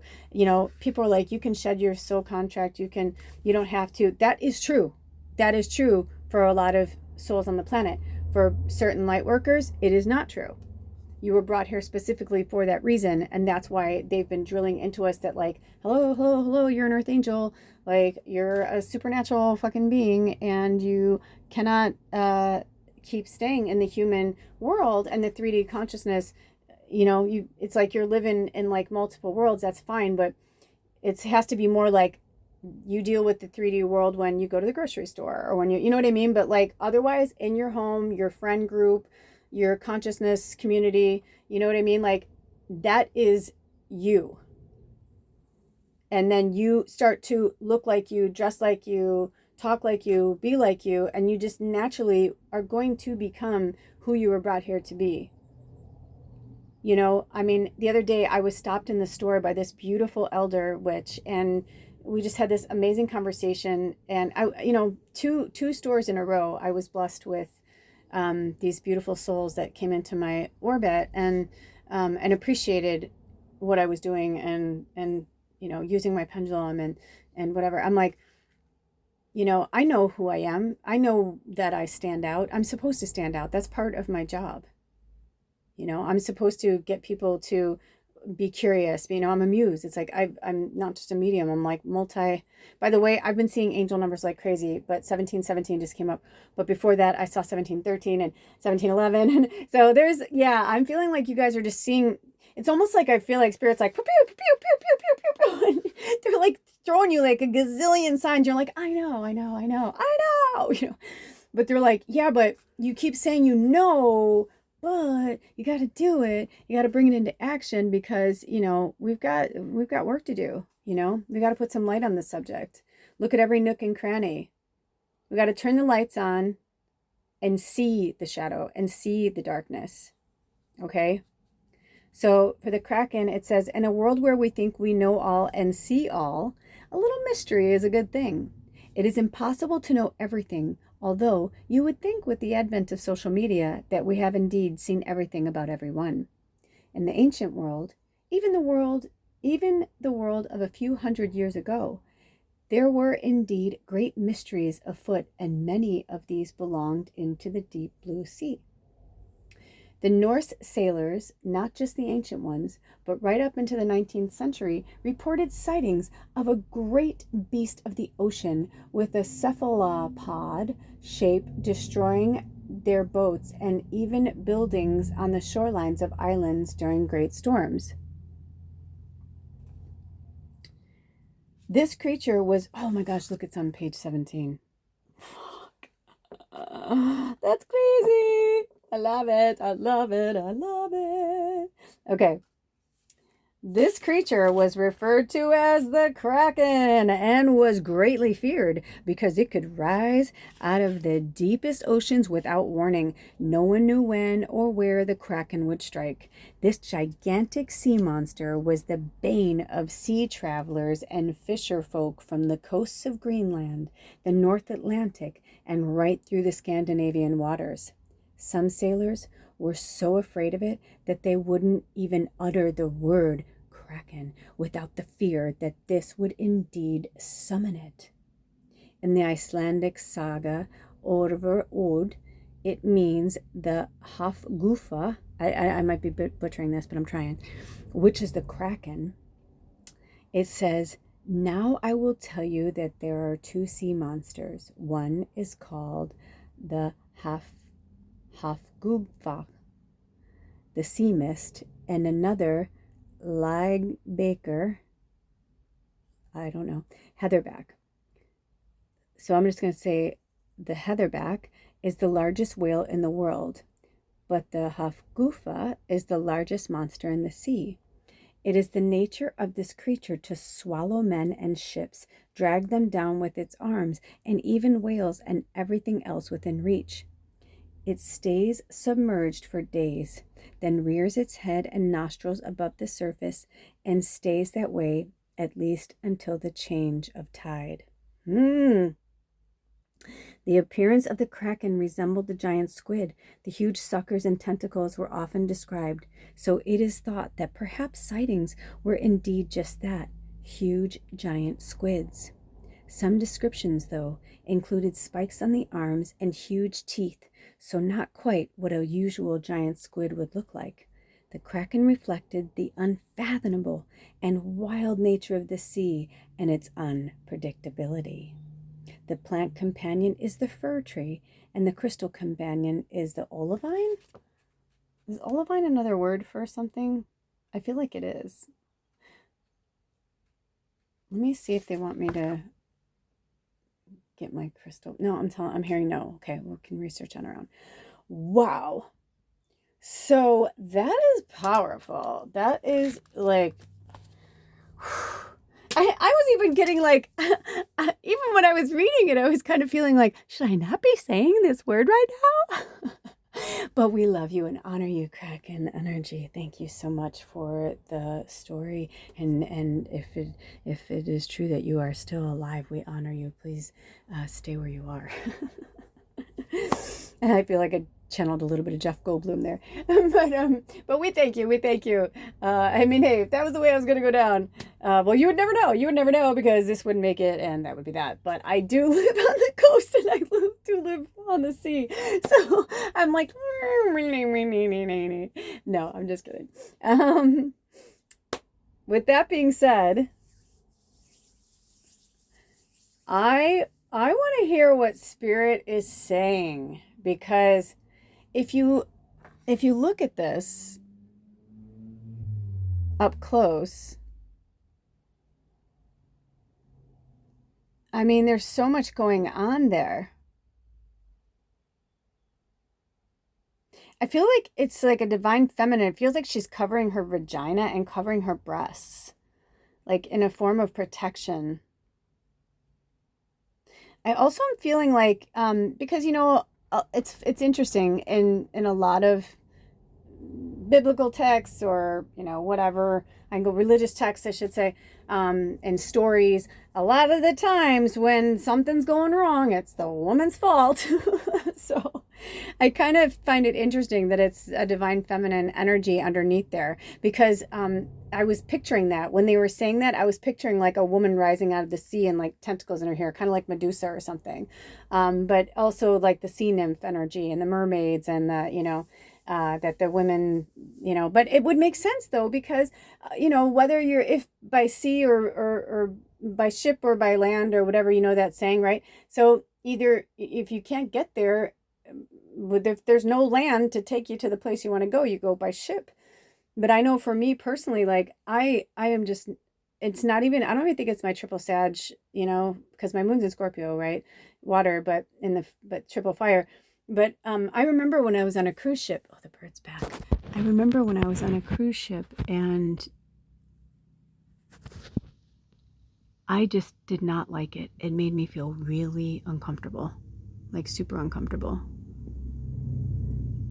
I was like, this feels wrong. Like, why are we here? You know, why are we? Ooh, look at, I was about to zoom out and they said, no, leave it there for a second. What?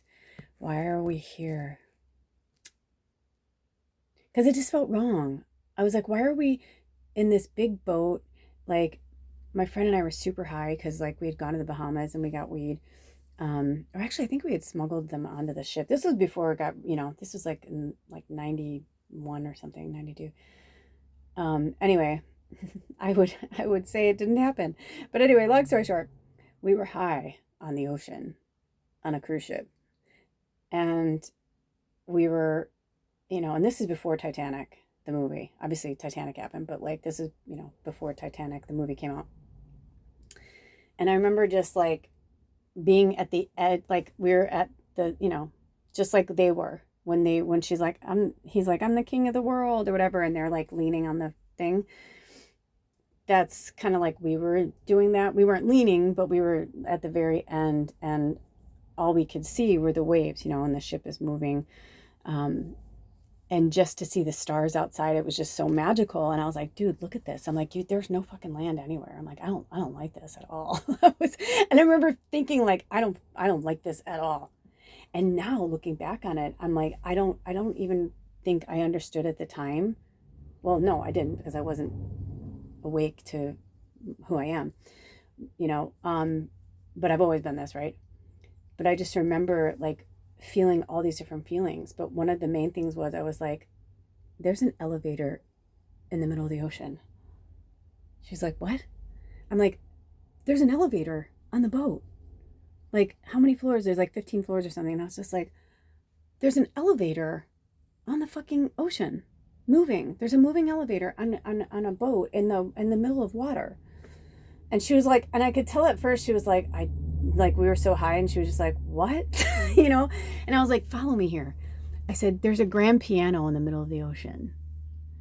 And it was like, it took her a minute, and then like we just started like spouting things off. And then I was like, because my family had boats, and I remember loving the rainbows that would come after, the oil from the release of the boat into the water. When you're a kid, you're like, oh, pretty rainbow. But then I remember the first time I asked my dad, I was like, why does it do that? And he's like, oh, that's the offing of the gas or whatever from the gas for the engine for the boat.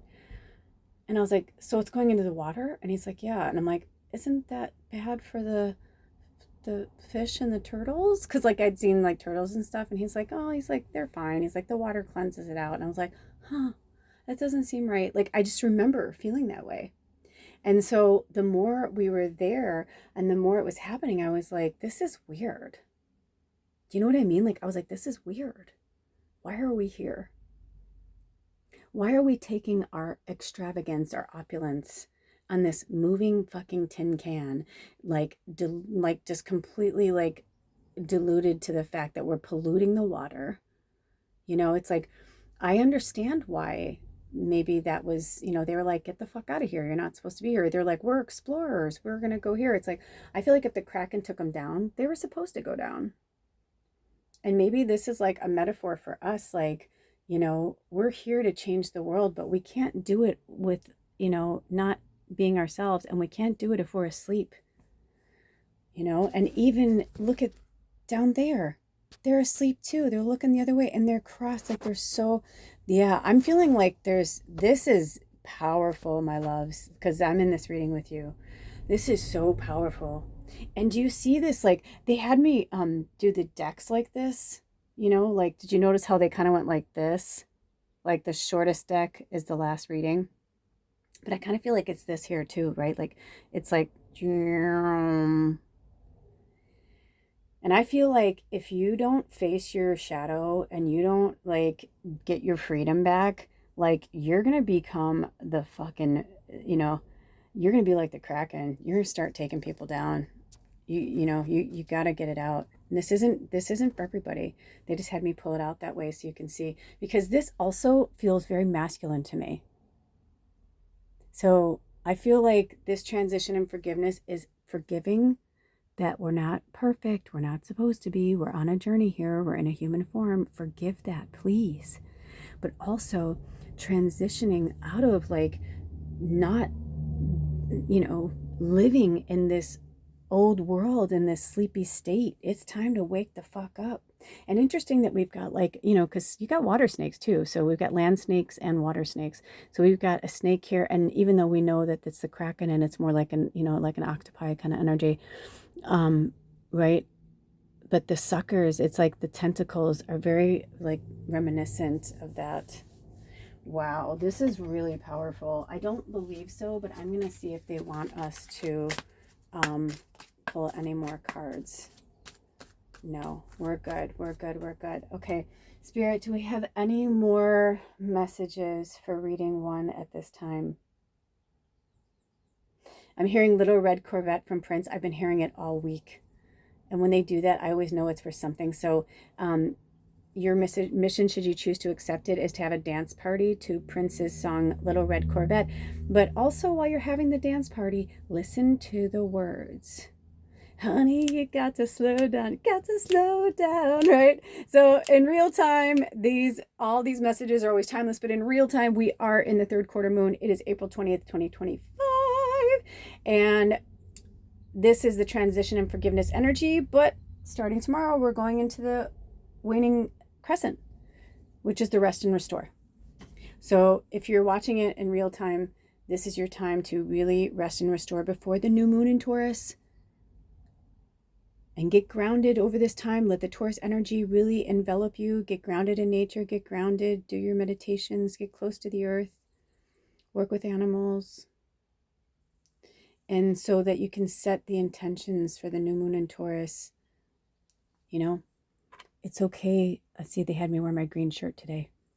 It's okay to want, money is just it's just a form of currency.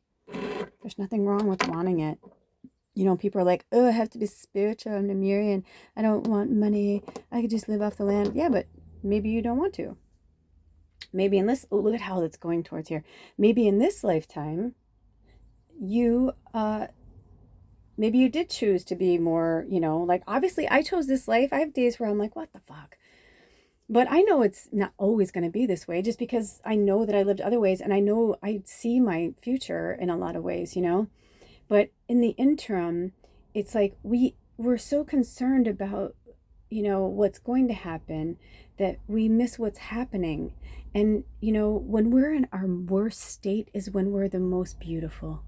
We're the most vulnerable, and stoic. But now I'm getting like, in the Northern Hemisphere, we love you, Southern Hemisphere family, because they're going into winter. But in the Northern Hemisphere, we're in spring and we're going to be going into summer. So take your time, really unwrap, who are you? What do you love? What do you want? Take it slow. Don't make decisions like you used to. Don't just go get that coffee in the morning because you are. Maybe that day you're like, I want to try a green tea. Matcha or something. I don't know. Maybe I want to get a mushroom coffee. They call it the mushroom. I forget the, chaga or something like that. But there's ways that you can still enjoy life without living in the past. So that little yellow bird, all these little birds keep showing up. Okay, Spirit, do you have any more messages for reading 1 right now? Nope, that's it. Okay, so we're going to close this up for reading 1. I'm going to pause this and go to the restroom, and then I'm going to come back and we're going to jump into reading 2, okay? So it'll be a second for you, but it'll be a few minutes for me, but I will see you soon. I love you so much, and all of my information is all over this channel and in the description box if you'd like to work with me one-on-one, or if you would like to gift any decks to the tribe. I have a wish list there, and if it's in your wheelhouse to do so, I also have a link to a Venmo. And if these are not in your wheelhouse, all I ask is for the exchange of energy today. It's as good of karma for you as it is for me. You like, comment, subscribe, send a prayer my way of abundance, send a prayer of happiness, joy, whatever, a special gift, anything. But it's all about the exchange of energy, and it's about building back our karma. And some of us in this tribe, I've been getting this from Spirit, that some of us in this tribe, it's like, stop hoarding, stop holding on to things. The more you let things go, the more things come to you, okay? All right, I'll see you next time, reading 1. I love you so much, tribe. I'll see you in the next reading. Blessed be. Oh, bye. Welcome, reading 2.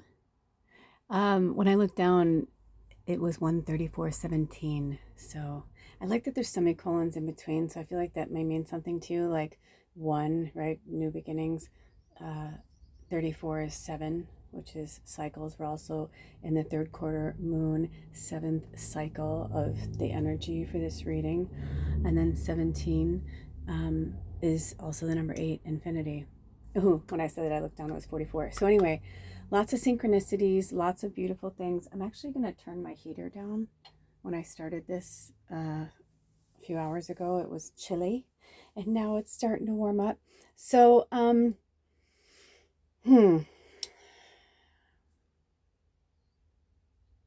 just want you to take a minute, kind of sink into the energy here in this reading. We open the portal for reading 2, Spirit. We're ready to hear whatever messages you have for us on this third quarter moon. We're still in the Aries moon. It's a 7th cycle of transition and forgiveness.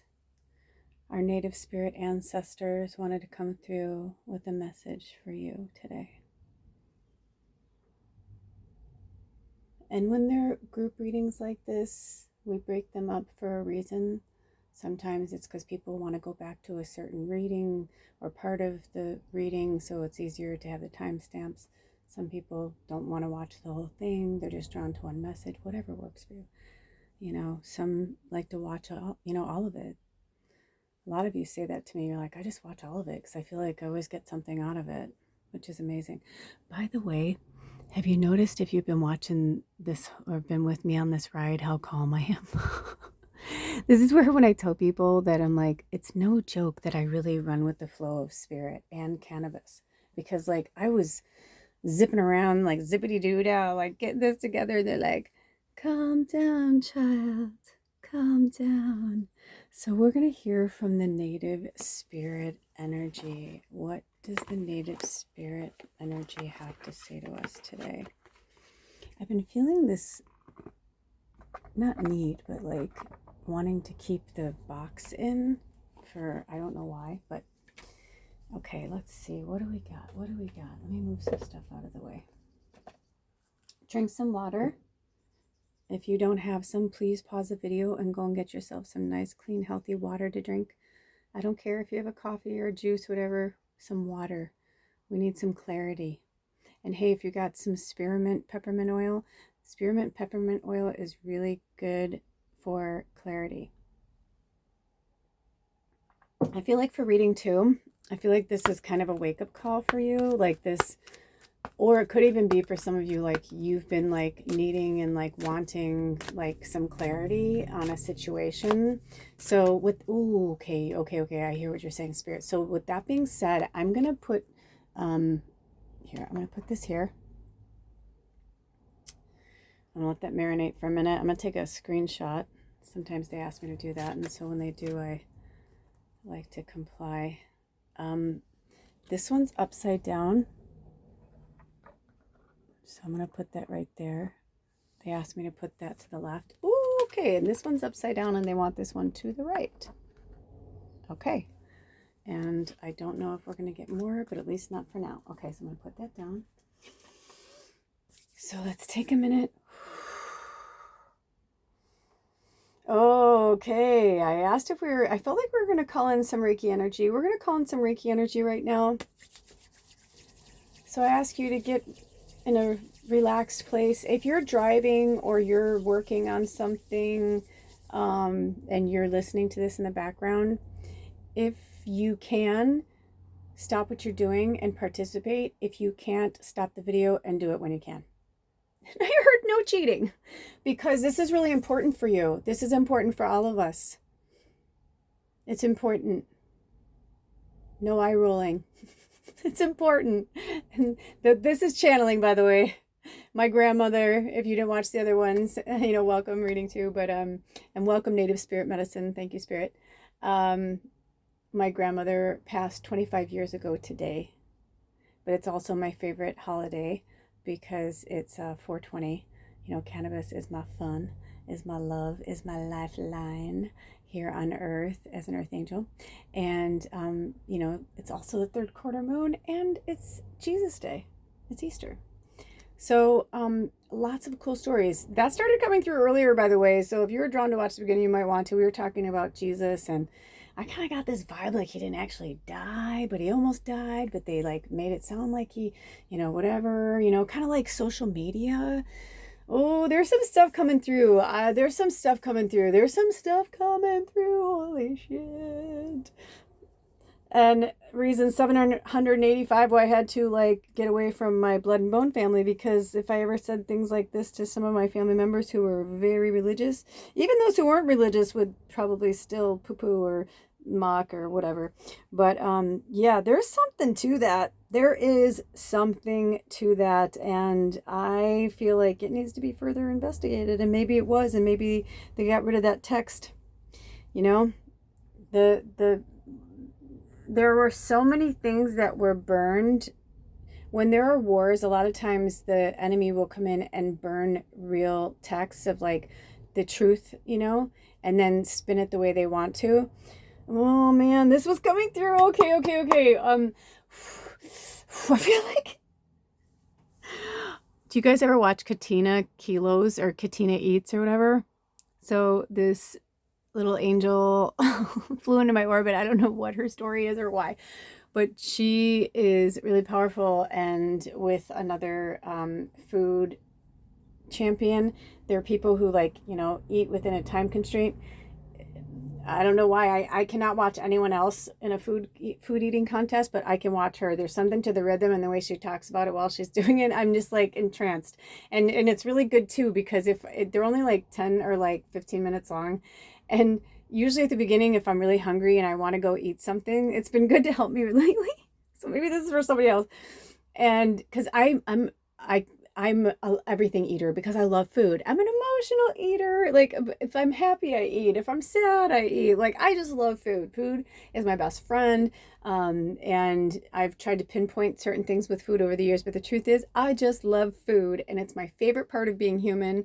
I've been human so many times, and I love sex. It is a close second, but I'm telling you, I've had some of the best sex I think a human can have. And yeah, food, love food, love food. But over the years, I've gotten really good at turning bad foods that weren't good for me, quote unquote, bad foods, into good foods, and falling in love with the natural foods. Like today, I'm like, oh, I'm gonna have a mango today. Like I forgot I got mangoes the other day. I'm like, yeah.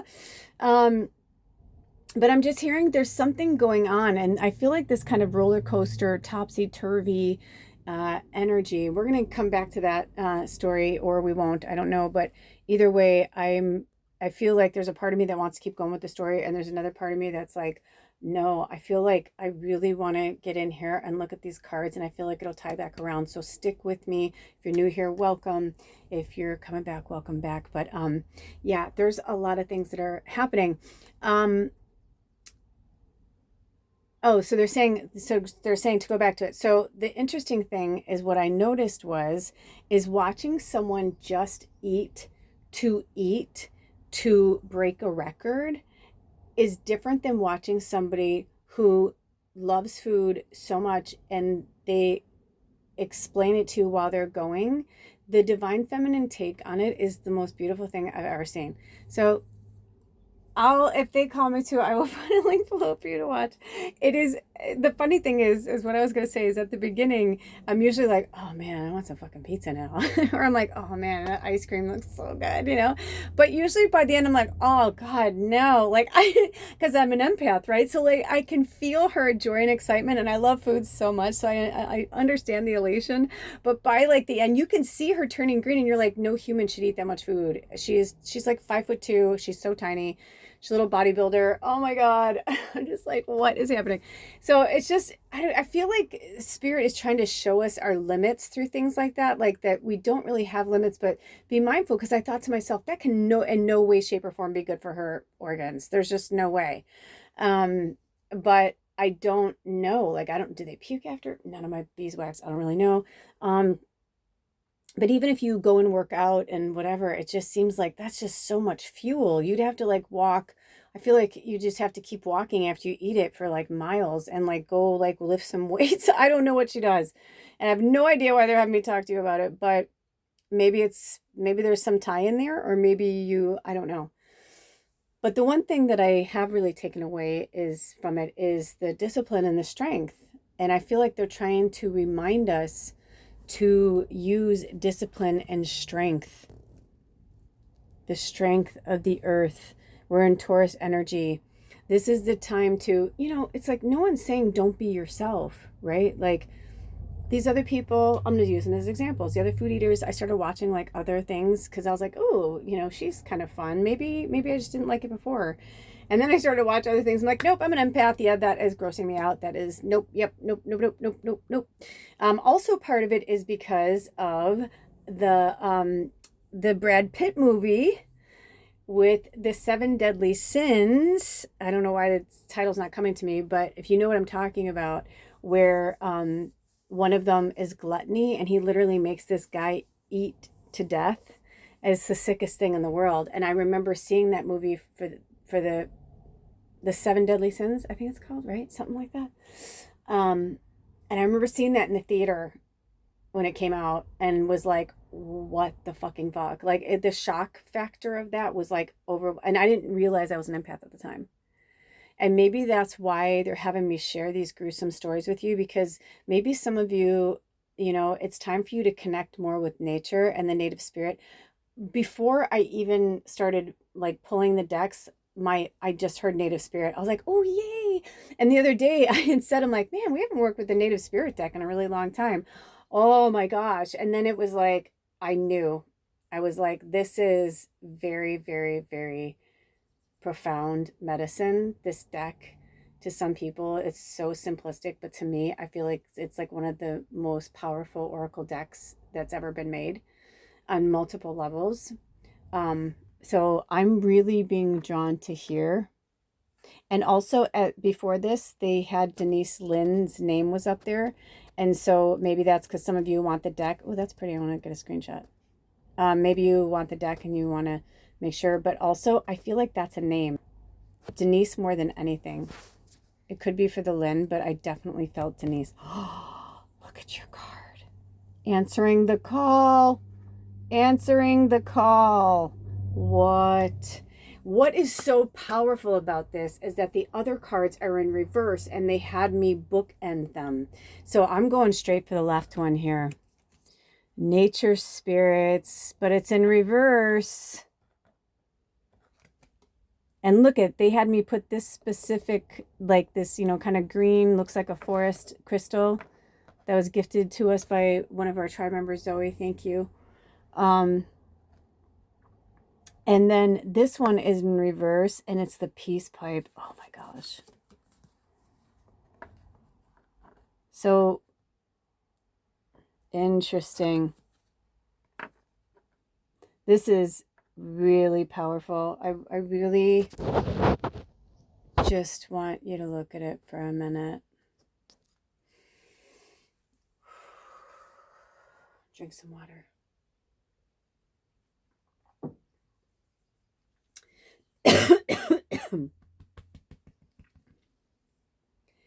My throat chakra was so tight. It's like, it doesn't even want it. My water doesn't want to go down my throat. I'm going to get some more water. Wow. What is going on, my friends?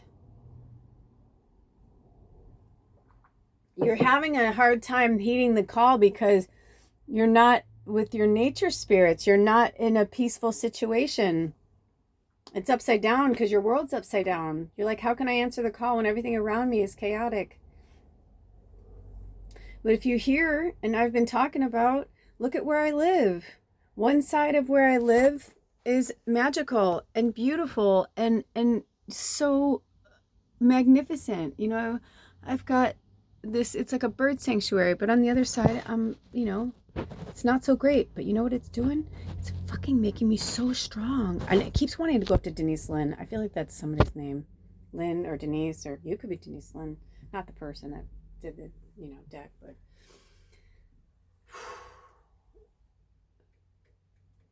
I heard Loretta Lynn too. So country music. Answering the call. Woo! I feel like for some of you, answering the call is your calling. Oh, I feel like I just saw a shooting star, or maybe like you were, I feel like at least one of you were somewhere, you were outside, you were thinking about your grandest wish, and like a comet came by, or shooting star, or whatever, something like that. Oh gosh, please comment if you feel, called to. I would really love for you to tell us, because I just saw somebody seeing something like that, and you were like, and then Spirit sent you a rainbow the next day, and they're like, how many signs or how many ways do we have to tell you? Like, how many times do we have to tell you that you are this special, that you are this gifted, that you are this? I'm moving the heater over. It's time to answer the call.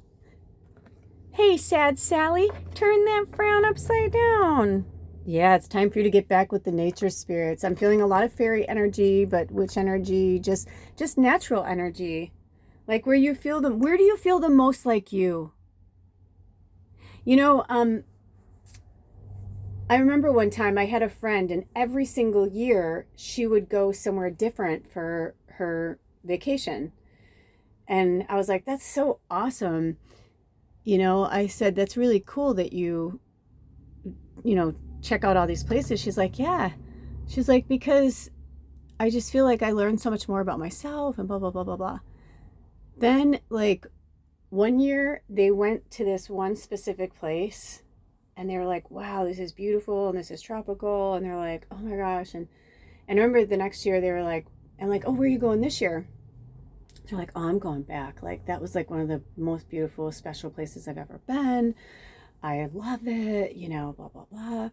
And I was like, oh, okay, well, I get that, that's cool. But then like they went again, and it kind of became their thing. And I said, how come you don't travel anymore? They're like, it's just too much work. They're like, and you have to like, learn about the country or the language. And I just thought, what happened to you? Like, that was part of them. You know what I mean? Like, I could tell that was part of who they were. But they just kept going back to that one place. And then something happened, I think. Then there was like a hurricane or something, and they had to go somewhere different the next year. And I think they ended up going on a cruise or something. But it was something like that where it was like, it was safe. They did go on a destination thing, but it was like kind of safe, They just went around just for like a day here, whatever. And I just thought, it's not my path. It's not my purpose. But I felt like every time they went somewhere, they became this really like powerful and interesting person. And then after a while, I felt like they kind of plateaued. And I was like, when do we stop answering the call? And I just got the chills from Spirit. So, this energy is about transition and forgiveness. And I feel like Spirit is like, you know what? You can change right now. Forgive everything that has passed, everything that happened, right? A lot of times when we don't know what to do, we do nothing. That's the best solution. But if we just keep doing nothing and get stuck stagnant, then we have to go back to what makes us happy, what makes us dream, what inspires us. So I'm hearing it's time for you to get inspired and make peace with yourself. I'm hearing inner child. My heart chakra feels like it's breaking in a million pieces. Oh, my whole body has got shivers. Oh, this is our inner child energy. The peace pipe. They hurt you, forgive them. They raped you, forgive them. They stole from you, forgive them. We want to take the positives from the Bible, right? Forgive them, for they know not what they do. That part is true. I was saying earlier, I feel like 88% of the Bible is bullshit that was like, injected into mankind to control and have all these different types of energies and yeah. So now I feel like we need to take the 12%, we need to extricate the 12% that's good and put that back into the world and connect with our brothers and sisters, right? Like we are one. We come from love. And on this day of resurrection of Jesus energy, right? Like if we're going to go into that Jesus energy and honor that, and honor the third quarter moon in Aries. Aries is fire energy. We've had a lot of threes come in today. I didn't realize that there's also 3 candles here today, 3 decks. Everything was coming down to the number 3 today. Oh, wait, I just realized. I forgot to look on the calendar. So if today is the 20th, so April is a 4, and 2 and 0 is 2, so 6. It's a 6-day.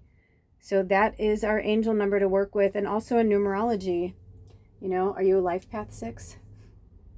Research life path and how to find yours through numerology. So yeah, I'm feeling a really powerful answering the call through nature and making peace. Let me see. Do we want to read from the book? Do we want to take anything from the book today from Denise Lynn?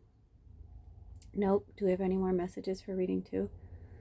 I feel like a lot of aha moments came through. Is there any more channeled messages that want to come through for reading too? You want to wrap it up? Okay. Yeah, because I kind of feel like it's self-explanatory. You know, the nature spirits and the peace pipe started upside down. It's time to bring the peace and your natural way of living. Like, what does that mean to you? By the way, if you're someone who thrives in a city and loves to get your nails done and do all that stuff, I am not judgy McJudgerstein over here. Do you understand? And I just realized, is that a racist thing? I didn't mean it like that. See, an old programming. But I'm not here to be that. I'm here to inspire you to wake up and answer the call. Because I feel like y'all know what you need to do. It's separate for each one of you. So, time to wake up. All right, I love you so much. Until next time, take good care of yourselves and each other. All of my information is listed in the description box. And yeah, we'll see you next time. Blessed be. Oh, bye. Welcome, reading 3. Thank you, Spirit. We open the portal for reading 3 and call upon the energies of the 4 agreements. Thank you, Don Miguel Ruiz. Thank you, Spirit. Thank you all for being here today. This is the end of our reading. If you've been here for the whole time, thank you for being here. And thank you for those of you who are coming back. We love you. Thank you so much. I'm feeling very distracted. So let's take a minute. Wow, I just realized in reading 2 that we started to call in the Reiki energy, but I didn't do like a big to-do about it. Oh my gosh, that just like, so maybe we're meant to like do more of a to-do here, if that makes any sense. I'm gonna take a screenshot. Because I called it in, so it's in, you know what I mean? Like, so it's like if you claim it and you accept it. So I call upon my higher self and your higher self, and I call upon the healing energy of Reiki in the universe to come in and heal our minds, our bodies, and souls from the inside out and the outside in. Thank you for balancing and clearing our chakras and auric field of that which no longer serves our greatest and highest good. We relinquish and let go of dark energy. I'm feeling a shadow energy. So I'm going to pull it out. We're pulling out some dark shadow energy. Thank you so much. With grace and gratitude, we thank you. Back into the ether. Back into the love. Back into the light. Thank you, Spirit. Thank you, Reiki energy. And we send that back from the beginning of the reading till now. So, right, just showing that it doesn't matter. Maybe you felt the Reiki energy the second it started before and you're like, oh, this makes so much sense now. It's here, right? I called it in, so it's in, right? We can look at things like, oh, this is the last reading, this is the end, blah, blah, blah. But if you look at it on a flat surface, it would have, you know, if you put it together in a circle, it wouldn't really have a beginning or an end. And that's the energy that they're bringing in here. So what messages do we need to hear for the transition and forgiveness? Transition and forgiveness, third quarter moon energy. Also, this is the first reading that the moon stone actually wanted to come in. So I feel like this is like our culmination, our reward, our prize. Oh, I feel it. I feel all of you guys there. So welcome. Thank you. Thank you. Thank you all for being here. The moon wants to come back over here. Okay. Thank you. Thank you, Moonstone. What messages do we have from the Four Agreements? So for those of you who are not aware, let me get my trusty dusties. The lighting's not super great in here because the weather's been kind of crappy today. So if you've ever heard of the book, The Four Agreements, that's what this oracle deck is based on. And it says there are 12 cards corresponding to each of the four agreements. Number 1, be impeccable with your word. Number 2, don't take anything personally. Number 3, don't make assumptions. And number 4, always do your best. It says these cards will help you transform your life as you recover the awareness and wisdom of your authentic self. It's a great deck. I highly recommend it. I actually ran into this beautiful light worker in the store the other day, and we were talking about the Four Agreements, and I said, oh, I actually have an oracle deck for that. And I was thinking, again, just like some of my other decks that I was talking about, the Native Spirit deck in the last reading, you know, when I don't use decks for a while, I'm always like, oh, because I have over 30 plus now. But I get bummed because I'm like, I love those decks. And of course I can use them anytime I want to, but I'm saying like for the readings. So when they come in, I take them very seriously because I feel like what Spirit has been trying to show us through this whole session is that one day at a time. It's literally one day at a time. And if you didn't watch reading 2, but you were drawn to it, you may want to go look at it. There was a rainbow in there. I felt very drawn to talk to you about that. So be impeccable with your word. Enjoy heaven on earth. I don't want to say too much about reading 2 if you haven't seen it, because I feel like, you know, but for those of you who saw reading 2, you know, like, what? Like, that's so cool. Like, it so aligns with that, doesn't it? Right? It so aligns with that energy that we were working with there. Ah! Oh, look at that. Wow. Did you see how it was black? Oh my gosh. Okay, I see where we're going here. So some of you are in a mindset, and this is what we need to transition out of and forgive. Some of you are in a mindset that because you were a certain way at one point in your life, like I feel like you're doing all these things, like, you know, when you see religion's been coming up a lot, and because this is in real time, third quarter moon, it's 420, and you know, it's Easter, resurrection, Jesus Day, all that energy. Because we're there, we're talking about this heaven on earth energy. We've been talking about how we are earth angels, light workers. We are here to, you know, help the transition of mankind, humankind, excuse me. Thank you, Spirit. Freudian third dimensional slip, but of all kinds. It's not even of humankind, it's of all kind. We're here to take the earth back, to bring it back to Gaia, bring it back to spirit, bring it back to love. But some of you hold this thought process and, you know, in your head that you have to be perfect, or you have to be a certain way, or you have to illuminate a certain light all the time. And they're saying that is exhausting. No, you don't. Sorry, I think a spider is on me. And I'm not trying to freak out. It's more like I don't want to kill it. So we'll see if it happens in real time. Sorry, guys, but you need to get out of my hair. We talked about spiders in, I don't know, somewhere in this video, either in the first, in the group session or in reading 1, but whatever you're drawn to. And I don't know if it's a spider, but I felt something, and sometimes it could just be spirit. You know what I mean? Anyway, with that being said, maybe this is what's happening to you. Like things are landing on you, or things are happening, you know, like what is going on? Maybe you're like, yeah, that's the energy I'm getting, because I've been feeling that way too lately.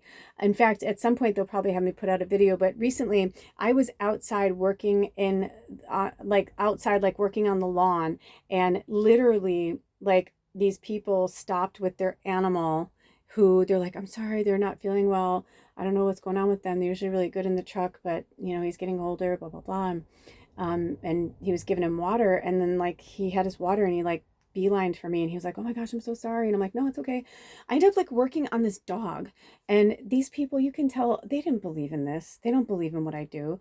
At least that's the energy that I received and was being put off to me. So but they were polite and they were nice about it, because they did stop on the property. They don't know that I rent, you know what I mean? They don't know this isn't mine. He did ask me if I knew, because it's a historical property. So he was like, oh, did you know the so-and-so that used to live here, or the story? And, anyway, so we were having some conversation, but I said to him, I'm like, animals they just feel energy. So he was compelled to stop. Like he said, like the dog was acting up, like to stop there, like to stop, like he's like, we pulled over as soon as we could, and like your house was right here, right? But he could feel my energy, and I ended up doing Reiki on his 9-year-old dog, and explained to him that he was having some food allergy problems and all this stuff. And I can't explain it. Last night the spider dropped down in front of my face. I was like, okay, do you want me to put you somewhere? And I realized they want me to put him outside. It's like, Spirit is like literally begging us to connect more with our divine energy. And, they also want us to enjoy ourselves while we're here, but, just make sure that you take care of yourself, balance the, I don't want to say good and bad, but, it's about the balance. Okay. So the next one is, don't make assumptions. Be aware of unconscious assumptions, right? Like, did you notice that I corrected myself when I said that's the energy I felt from them? I don't know those people. Maybe they do believe in this. Maybe they, maybe the energy I was feeling was that they do believe in stuff, but like never experienced it before. And who knows, like maybe that changed their view. Maybe from now on, people will, maybe there'll be some tale of this lady, because I was wondering, I'm like, I wonder, because I asked if I can continue to send healing energy to their dog, and they said yes. And so they went on their way. They're like, we have to go, we're on a time schedule. I'm like, no, please go. But the craziest thing about this is that my phone started recording. Like you can hear it, like where it starts. I did it authentically. I was like, this is really wild. I do not remember. In fact, I was recording and then I stopped. I have a snippet of it. And because I didn't want to be rude, I always record when I start, just because a lot of people stop there. And, anyway, long story short, I stopped. But then I was going through my phone and I was deleting stuff, and I was like, what is that video? And then I started playing it, and I'm like, you can't see anything because my phone was down, like my camera was like down. And so you could just hear me talking. You can hear me talking to him about the dog, and it's just really wild. So they had me upload it. I don't know when they're going to have me posted, if they'll have me posted or whatever, but it was just really, really powerful. And I feel like this is what we're trying to show the world, that not to be afraid of it, that Earth isn't this horrible, dark place, just because in the media and out, these people are spending a lot of money and a lot of effort to make the world look like it's dying and falling apart. You know what I mean? They want us to be scared. They want us, and if we don't buy into it, it won't happen. So on each of these cards, they have an image. See how you see the images here? Those have words on the back. This one, they were very, very insistent on me showing the words first. So it says, personal importance or taking things personally is the maximum expression of selfishness, because we make the assumption that everything is about me. And on the front of the card, it says, don't take anything personally, relinquish self-importance. So being what I am and what I do, I was very sure and very certain that this animal had stopped for me. And it wasn't for me. I am a medium. I am you know what I mean? Like, this is inherent in what I am as an earth angel. And the dog just knew instinctively to come to the light, like he felt the good energy. He's like, he just knew. And I was talking to him and saying, you got to heal yourself, buddy. And so whether they take the advice or not, whatever. But either way, it's like that dog was there for a teacher for all of us. And if I were to go on the initial energy when they, I let's just put it this way. And another time and place, I may not have spoke my truth. I may have just made small chat with them, pet the dog, and telepathically spoke to the dog and worked on the dog. And you know what I mean? Like without saying anything. But sometimes I am pushed very hard to speak my truth. Like the Christ consciousness, like Jesus spoke his truth. The vibe he's been giving me lately is Jesus was not all sunshine and roses. He was sometimes really hard to deal with because he was very strong in his authenticity and what he believed to be true.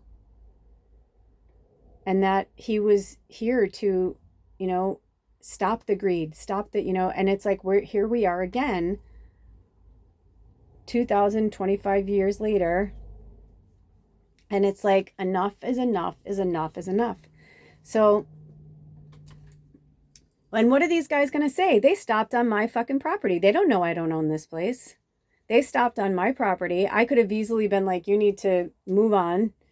But instead I was like, no, let me help you. Let me help your dog, whatever. And I was as polite as I could be. And I tried to, and I just, and the only time I changed my languaging is like, there was a moment where Spirit said, like, say that you're Native American, because they, for some, and sometimes Spirit will have me put and inject in words, they'll show me like the best way to communicate with these people to get the best result.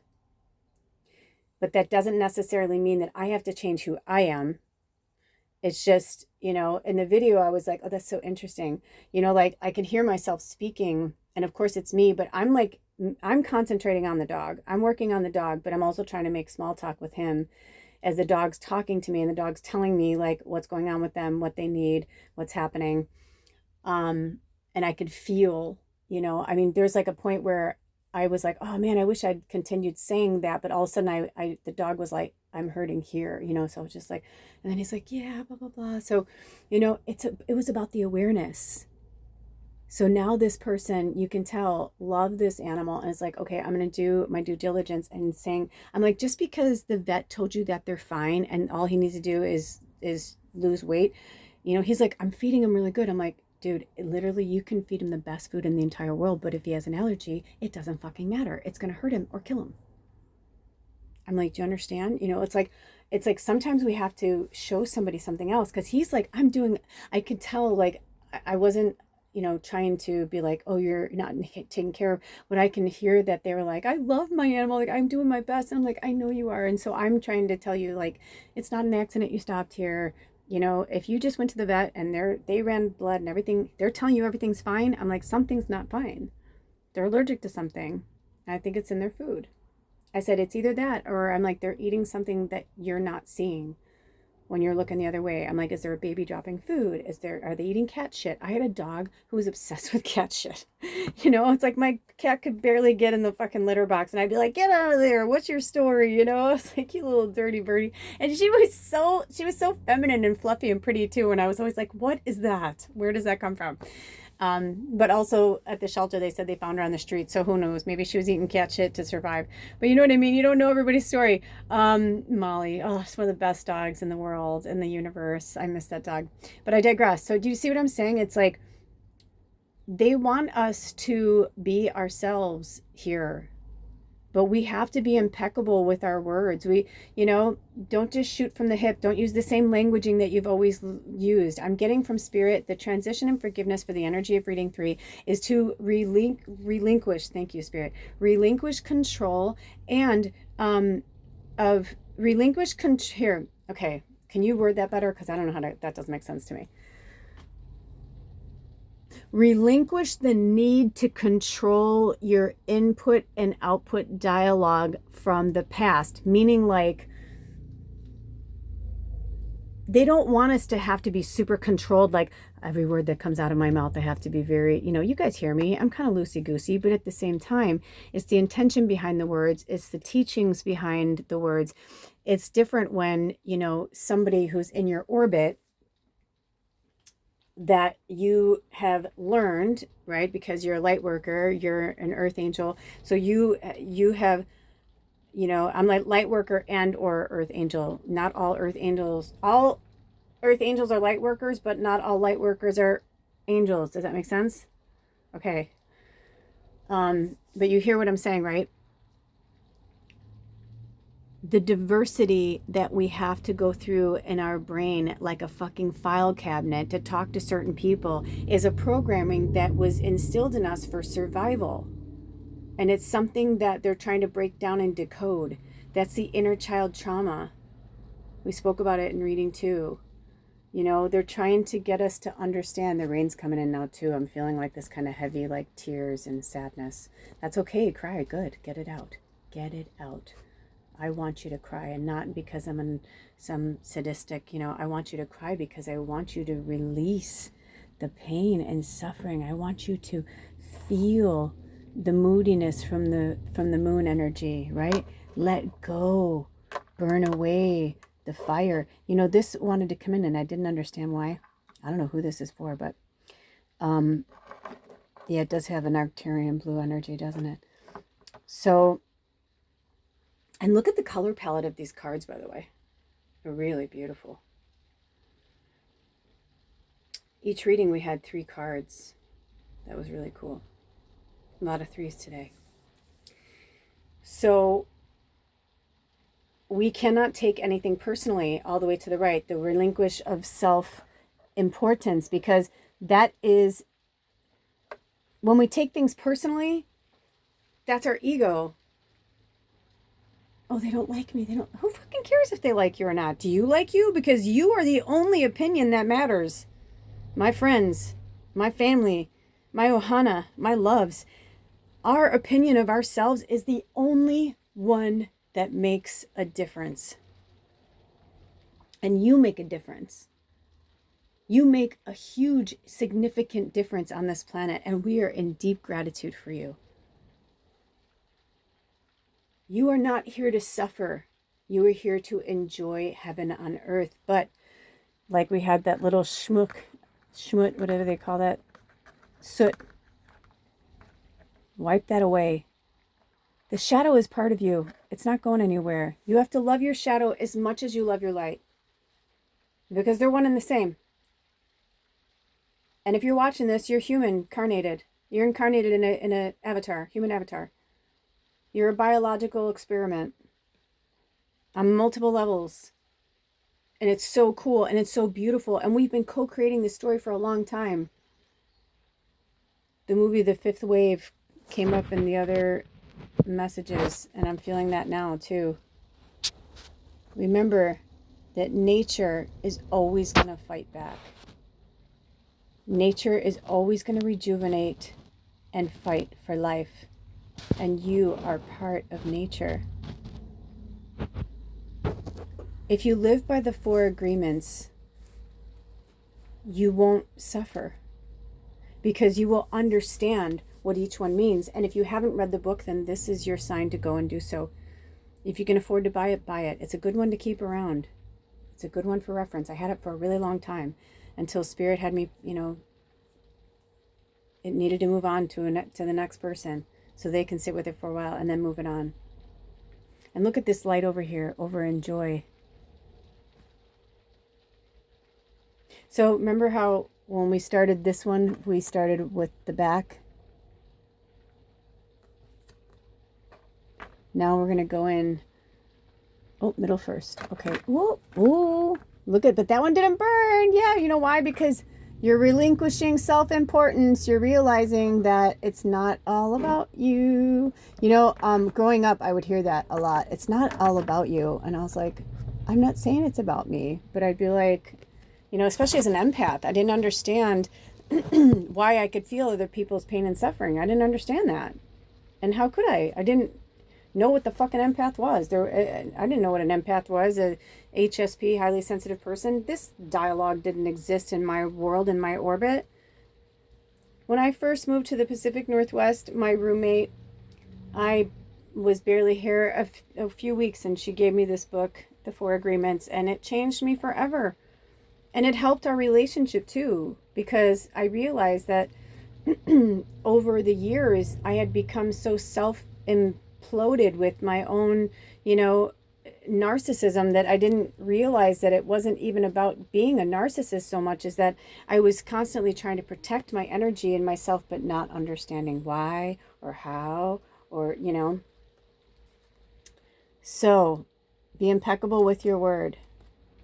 Impeccability of the word can lead you to personal freedom, success, and abundance. You can attain the kingdom of heaven from this one agreement. Be impeccable with your word. So that's powerful.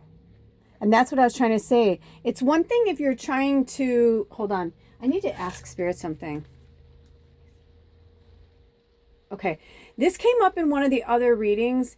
I feel like somebody is battling. Is it just the spirit animal that you want us to work with? Okay, because I kept getting this flea thing, and I'm fine, I'm good, but I was getting this, and it came through like on one of the other readings about like how to, you know, take care of your house and stuff. But we are meant to work with the flea spirit animal, and they would like us to not look at it in a negative, right? Like everything serves a purpose. So I will put a little snippet of their spirit medicine that they have asked me to put, but then also feel free to research it further on your own, because I feel like for some of you, like it would really help you right now, okay? Because everything has a purpose, and it could be, maybe you'll understand it too, okay? But so they want us to have the freedom to speak our word and you know, without having any tension around our throat chakra. However, it takes time and practice to change our languaging, especially, you know, if we've been like using terms from our parents, or maybe we were in a relationship for a long time, and, you know, we pick things up from different people that are in our lives, even if they're in our lives for 5 minutes. You know, sometimes we'll be like, oh, I love that. That's a great mantra. I'm going to use that for a while. You know what I mean?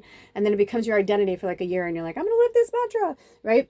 But that's the power of the word. That's what they're trying to say. That's what abracadabra is. You think it's a fucking accident that Lady Gaga put out abracadabra in her album and being at Coachella? I mean, she might as well have rode around on a fucking broomstick. I mean, I love her. I fucking praise her. I think she's amazing. But, you know, it's like we needed that, because that's fighting the shadow. That's fighting back against the shadow and the darkness, bringing all people of color and status together. Although, I mean, after I saw things about Coachella, I'm like, let's be honest, it's for rich people. I don't know many people who can afford to go, and only so many people can go. And I'm pretty sure all the rich young people, you know, and then the celebrities. And anyway, but at the same time, you know, sometimes you got to start from the top and work your way down, right? It's like the colors of the rainbow. They blend together for a reason.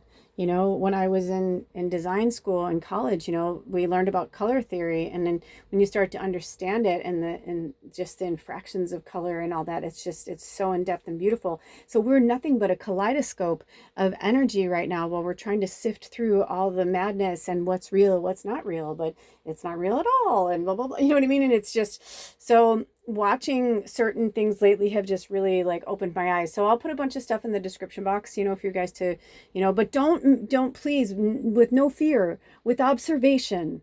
When I put things there for you, it's sometimes to work through, you know, maybe it's a song and you needed to hear it and have a breakdown and a breakthrough, but also sometimes it's for the observational value, and to also remember that sometimes it's smoke and mirrors, but it's not exactly, you know, whatever. So on to this one. Don't make assumptions. Be aware of unconscious assumptions. And this one says, assumptions are made so fast and unconsciously most of the time because we have agreements to communicate this way. We have agreed that this is not safe to ask questions. We have agreed that if people love us, they should know what we want or how we feel. Yes, I mean, come on. Yeah. So, and also not taking it personally. You know, I had a situation the other day that it was hard for me, and I saw myself going back into a pattern, and I was like, whoa, whoa, whoa, whoa, whoa, back up, back up, back up. I'm like, you want a different result? You better come at this differently, girl. Like I could like hear my higher self, like, don't go there. Don't go to that. That doesn't belong to you. That is old. That's not your shit. Fucking back up, back up, back up. So if we're more conscious with our thoughts and our words and how we're putting them into the world, how we're injecting them into our life as we co-create with someone else, right? Like, think of it like this. You're having a good time with someone you love. It could be significant other, it could be best friend, parent, whatever. You're having the best time. Everything's great, but they say or do one thing that maybe threw a little bit of a, with your, what did you just say? And, it's like you have that split second to say, let's clear this up and find out what you're really trying to say, or let's just throw this under the carpet, let it fester. And now everything that comes out of their mouth, if you are assuming that it's, because maybe sometimes people say things because it's a language barrier. Sometimes it's a cultural barrier. I learned over the years, I grew up in the Midwest, and there was like a languaging that kind of went on through the Midwestern people. And it wasn't until I started to travel and live in other states and live, thousands of miles away, so that I can kind of observe and see that every place has its own way of thinking, talking, culture. So sometimes when people are using, whatever language they're using, even if you speak the same language, you may not have been raised with the same words. I had this one friend growing up, and she was an only child, and she spoke so eloquently that people made fun of her a lot. And I thought, that's like so crazy that they'd make fun of her. And then after I met her parents, I'm like, oh my God, it makes so much sense. They were both professors, super intellectual. It was like, they were kind of like people who probably shouldn't have had a child, but were like, it's like if Sheldon Cooper, it's like what makes Sheldon and Amy is that Amy is really emotional. Even though she's super fucking intelligent and smart, the character, she's also like, hey, like that hurt my feelings, where Sheldon's more like robotic. And her parents were like two Sheldons who were like, I think we should have a baby. That's the next step. Let's have a child and see what it's like. And then that was it. And so, she was fun and goofy and silly, and I just fell in love with her. I thought she was one of the coolest kids I'd ever met. When I, went to her house for a sleepover, it's like the two bonuses were that and the fact that her parents had a lot of money, and they donated candy to the local baseball team. So like we would go down there and like fill our, like they would just have boxes and boxes of like different candy. And those were my two favorite things to go over there, because she was an only child. So it was always just me and her. I didn't have to deal with other people's, brothers and sisters, but she was just so smart. And I felt like I could be myself when I was with her, where other people, I would kind of dumb it down, because I was told and I was trained to be pretty. Just sit there and look pretty. Don't, boys don't like girls to be too smart. That's why you don't have a boyfriend, blah, blah, blah. Like these kind of things that you're like, what? Like looking back on it now. But her mother was very independent and very bright. And I learned a lot, so it's like hearing her, that made all sense, right? Like her parents were super intellectual. They didn't baby talk with her. They spoke to her in big words, it wasn't simple boo boo baba, and yet she had this goofy, fun personality and just wanted to light up the world and had a laugh like Minnie Mouse. You know what I mean? She was just this exuberant creature. So I feel like what they're trying to say is that, if we're taking things personally, it has something to do with us and not the other person. And impeccability of the word can lead to personal freedom and success. In reading, I believe it was reading 1, we spoke of freedom and abundance, actually. It says the freedom, personal freedom, success, and abundance. You can attain the kingdom of heaven from this one agreement. Be impeccable with your word. And also, and the kingdom is just of like being in like the high elation of like love energy, right? Non-judgmental, not, like if somebody says something to you, have you ever heard that term, what they feel about me or what they say about me is none of my business? It's true. Because if you know who you truly are, then it shouldn't offend you. And if that is who you are, then maybe that's something you need to work on.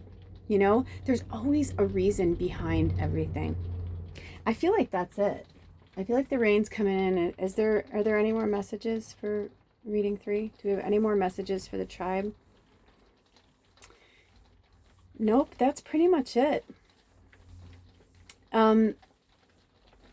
And they're saying, the one last thing is just to reread this, that assumptions are made so fast and unconsciously most of the time because we have agreements to communicate this way. So the only way for you to stop having these relationships with people is to break that agreement. Say, you know what, I'm not going to have this. You know, one of the main things that came up when I was breaking up with a lot of my friends and family over the years, which I didn't want to, but just like I had no other choice, was why can't we just go back to the way things were? Or why? Well, I'm like, because I realize now that this wasn't healthy, or that wasn't good for me, or you're not good for me, or I'm not good for you, or we are toxic together. We are, you know what I mean? It's like, once I started to like unwind and unpack a lot of things. And also on the flip side of that, recently, as I have been like healing with other people in my life, I've been also seeing how toxic I am, how, and not on purpose, but just from the same languaging and programming that came from my growing up. And so when you bring two people together who have very dysfunctional languaging, love language, emotional, distortion, all of these things, because it's different for all of us. And we go through multiple things every day with these things as we're, clearing up the karma, so to speak. The rainbow energy is there to remind us that some days, like now, it rains. And some days you have rainbows. And that's why we've been getting this kind of like roller coaster energy that we got to just keep going with the flow. But that doesn't mean you stay in the shadow. You work with the shadow and then you get out. Right? It says, we have agreed that it is not safe to ask questions. We have agreed that if people love us, they should know what we want or how we feel. No, they don't. They don't. And the sad thing is, even when they do, sometimes they just don't fucking care. And that hurts, and that sucks, but that is just the truth of it. Forgive them, for they know not what they do. I'm going to take the parts of the Bible that align with love language and align with healing and positive energy, because I know that the shadow exists and I'm grateful for it, but I don't have to live in it. It's a lesson and it's a teacher, and it is earthbound for a reason. That's the dense energy of the third dimensional energy. It's almost like the third dimensional energy are now the parasitic alien, and we are the original. Like, we're like, no, this is our earth, this is our land, and we're taking this shit back. But we have to do it one breath, one moment, one day at a time, and we have to start with ourselves. That's the only place where it's going to start, is healing from the inside out. We cannot heal others, we cannot control others, and if we are, we're doing it for the wrong reason, and it's about ego, and that's being selfish. It's somebody else's narrative. Free will. That is the most important thing. And I believe that's what Jesus was fighting the most for, was free will. Of course, love, but also free will. And with that being said, I love you so much. And thank you for those of you who hung on. Oh my gosh, it's 2.5 hours. I've been taking some breaks, so it's been about 3 hours for me, but I am in such gratitude. Thank you all for being here today. I love you so much. Don't forget to love yourself first, please. Self-care, self-care, self-care. Whatever that looks like to you individually. Then love others. Help others when you feel good and grounded and safe. Take on this Taurus energy. We're in the last week of the Aries moon, and then we'll have the new moon in Taurus. And once the new moon in Taurus comes in, I feel like we're all going to feel a lot better and a lot more grounded. And I feel like a lot more cool stuff's going to come through as well. So until then, take good care of yourselves and each other. All of my information is in the description box if you would like to work with me one-on-one. And if you would like to donate any decks to this channel, or if it's in your wheelhouse to donate through Venmo. Thank you so much. And if it's not, that's okay. Then for the good karma for yourself and myself and the good exchange of energy, just send a beautiful prayer my way, whatever feels good to you in the moment. It's all about the exchange of energy, and I want you to flourish as well. Okay, until then, be well. All is well. I love you. Blessed be. Aho.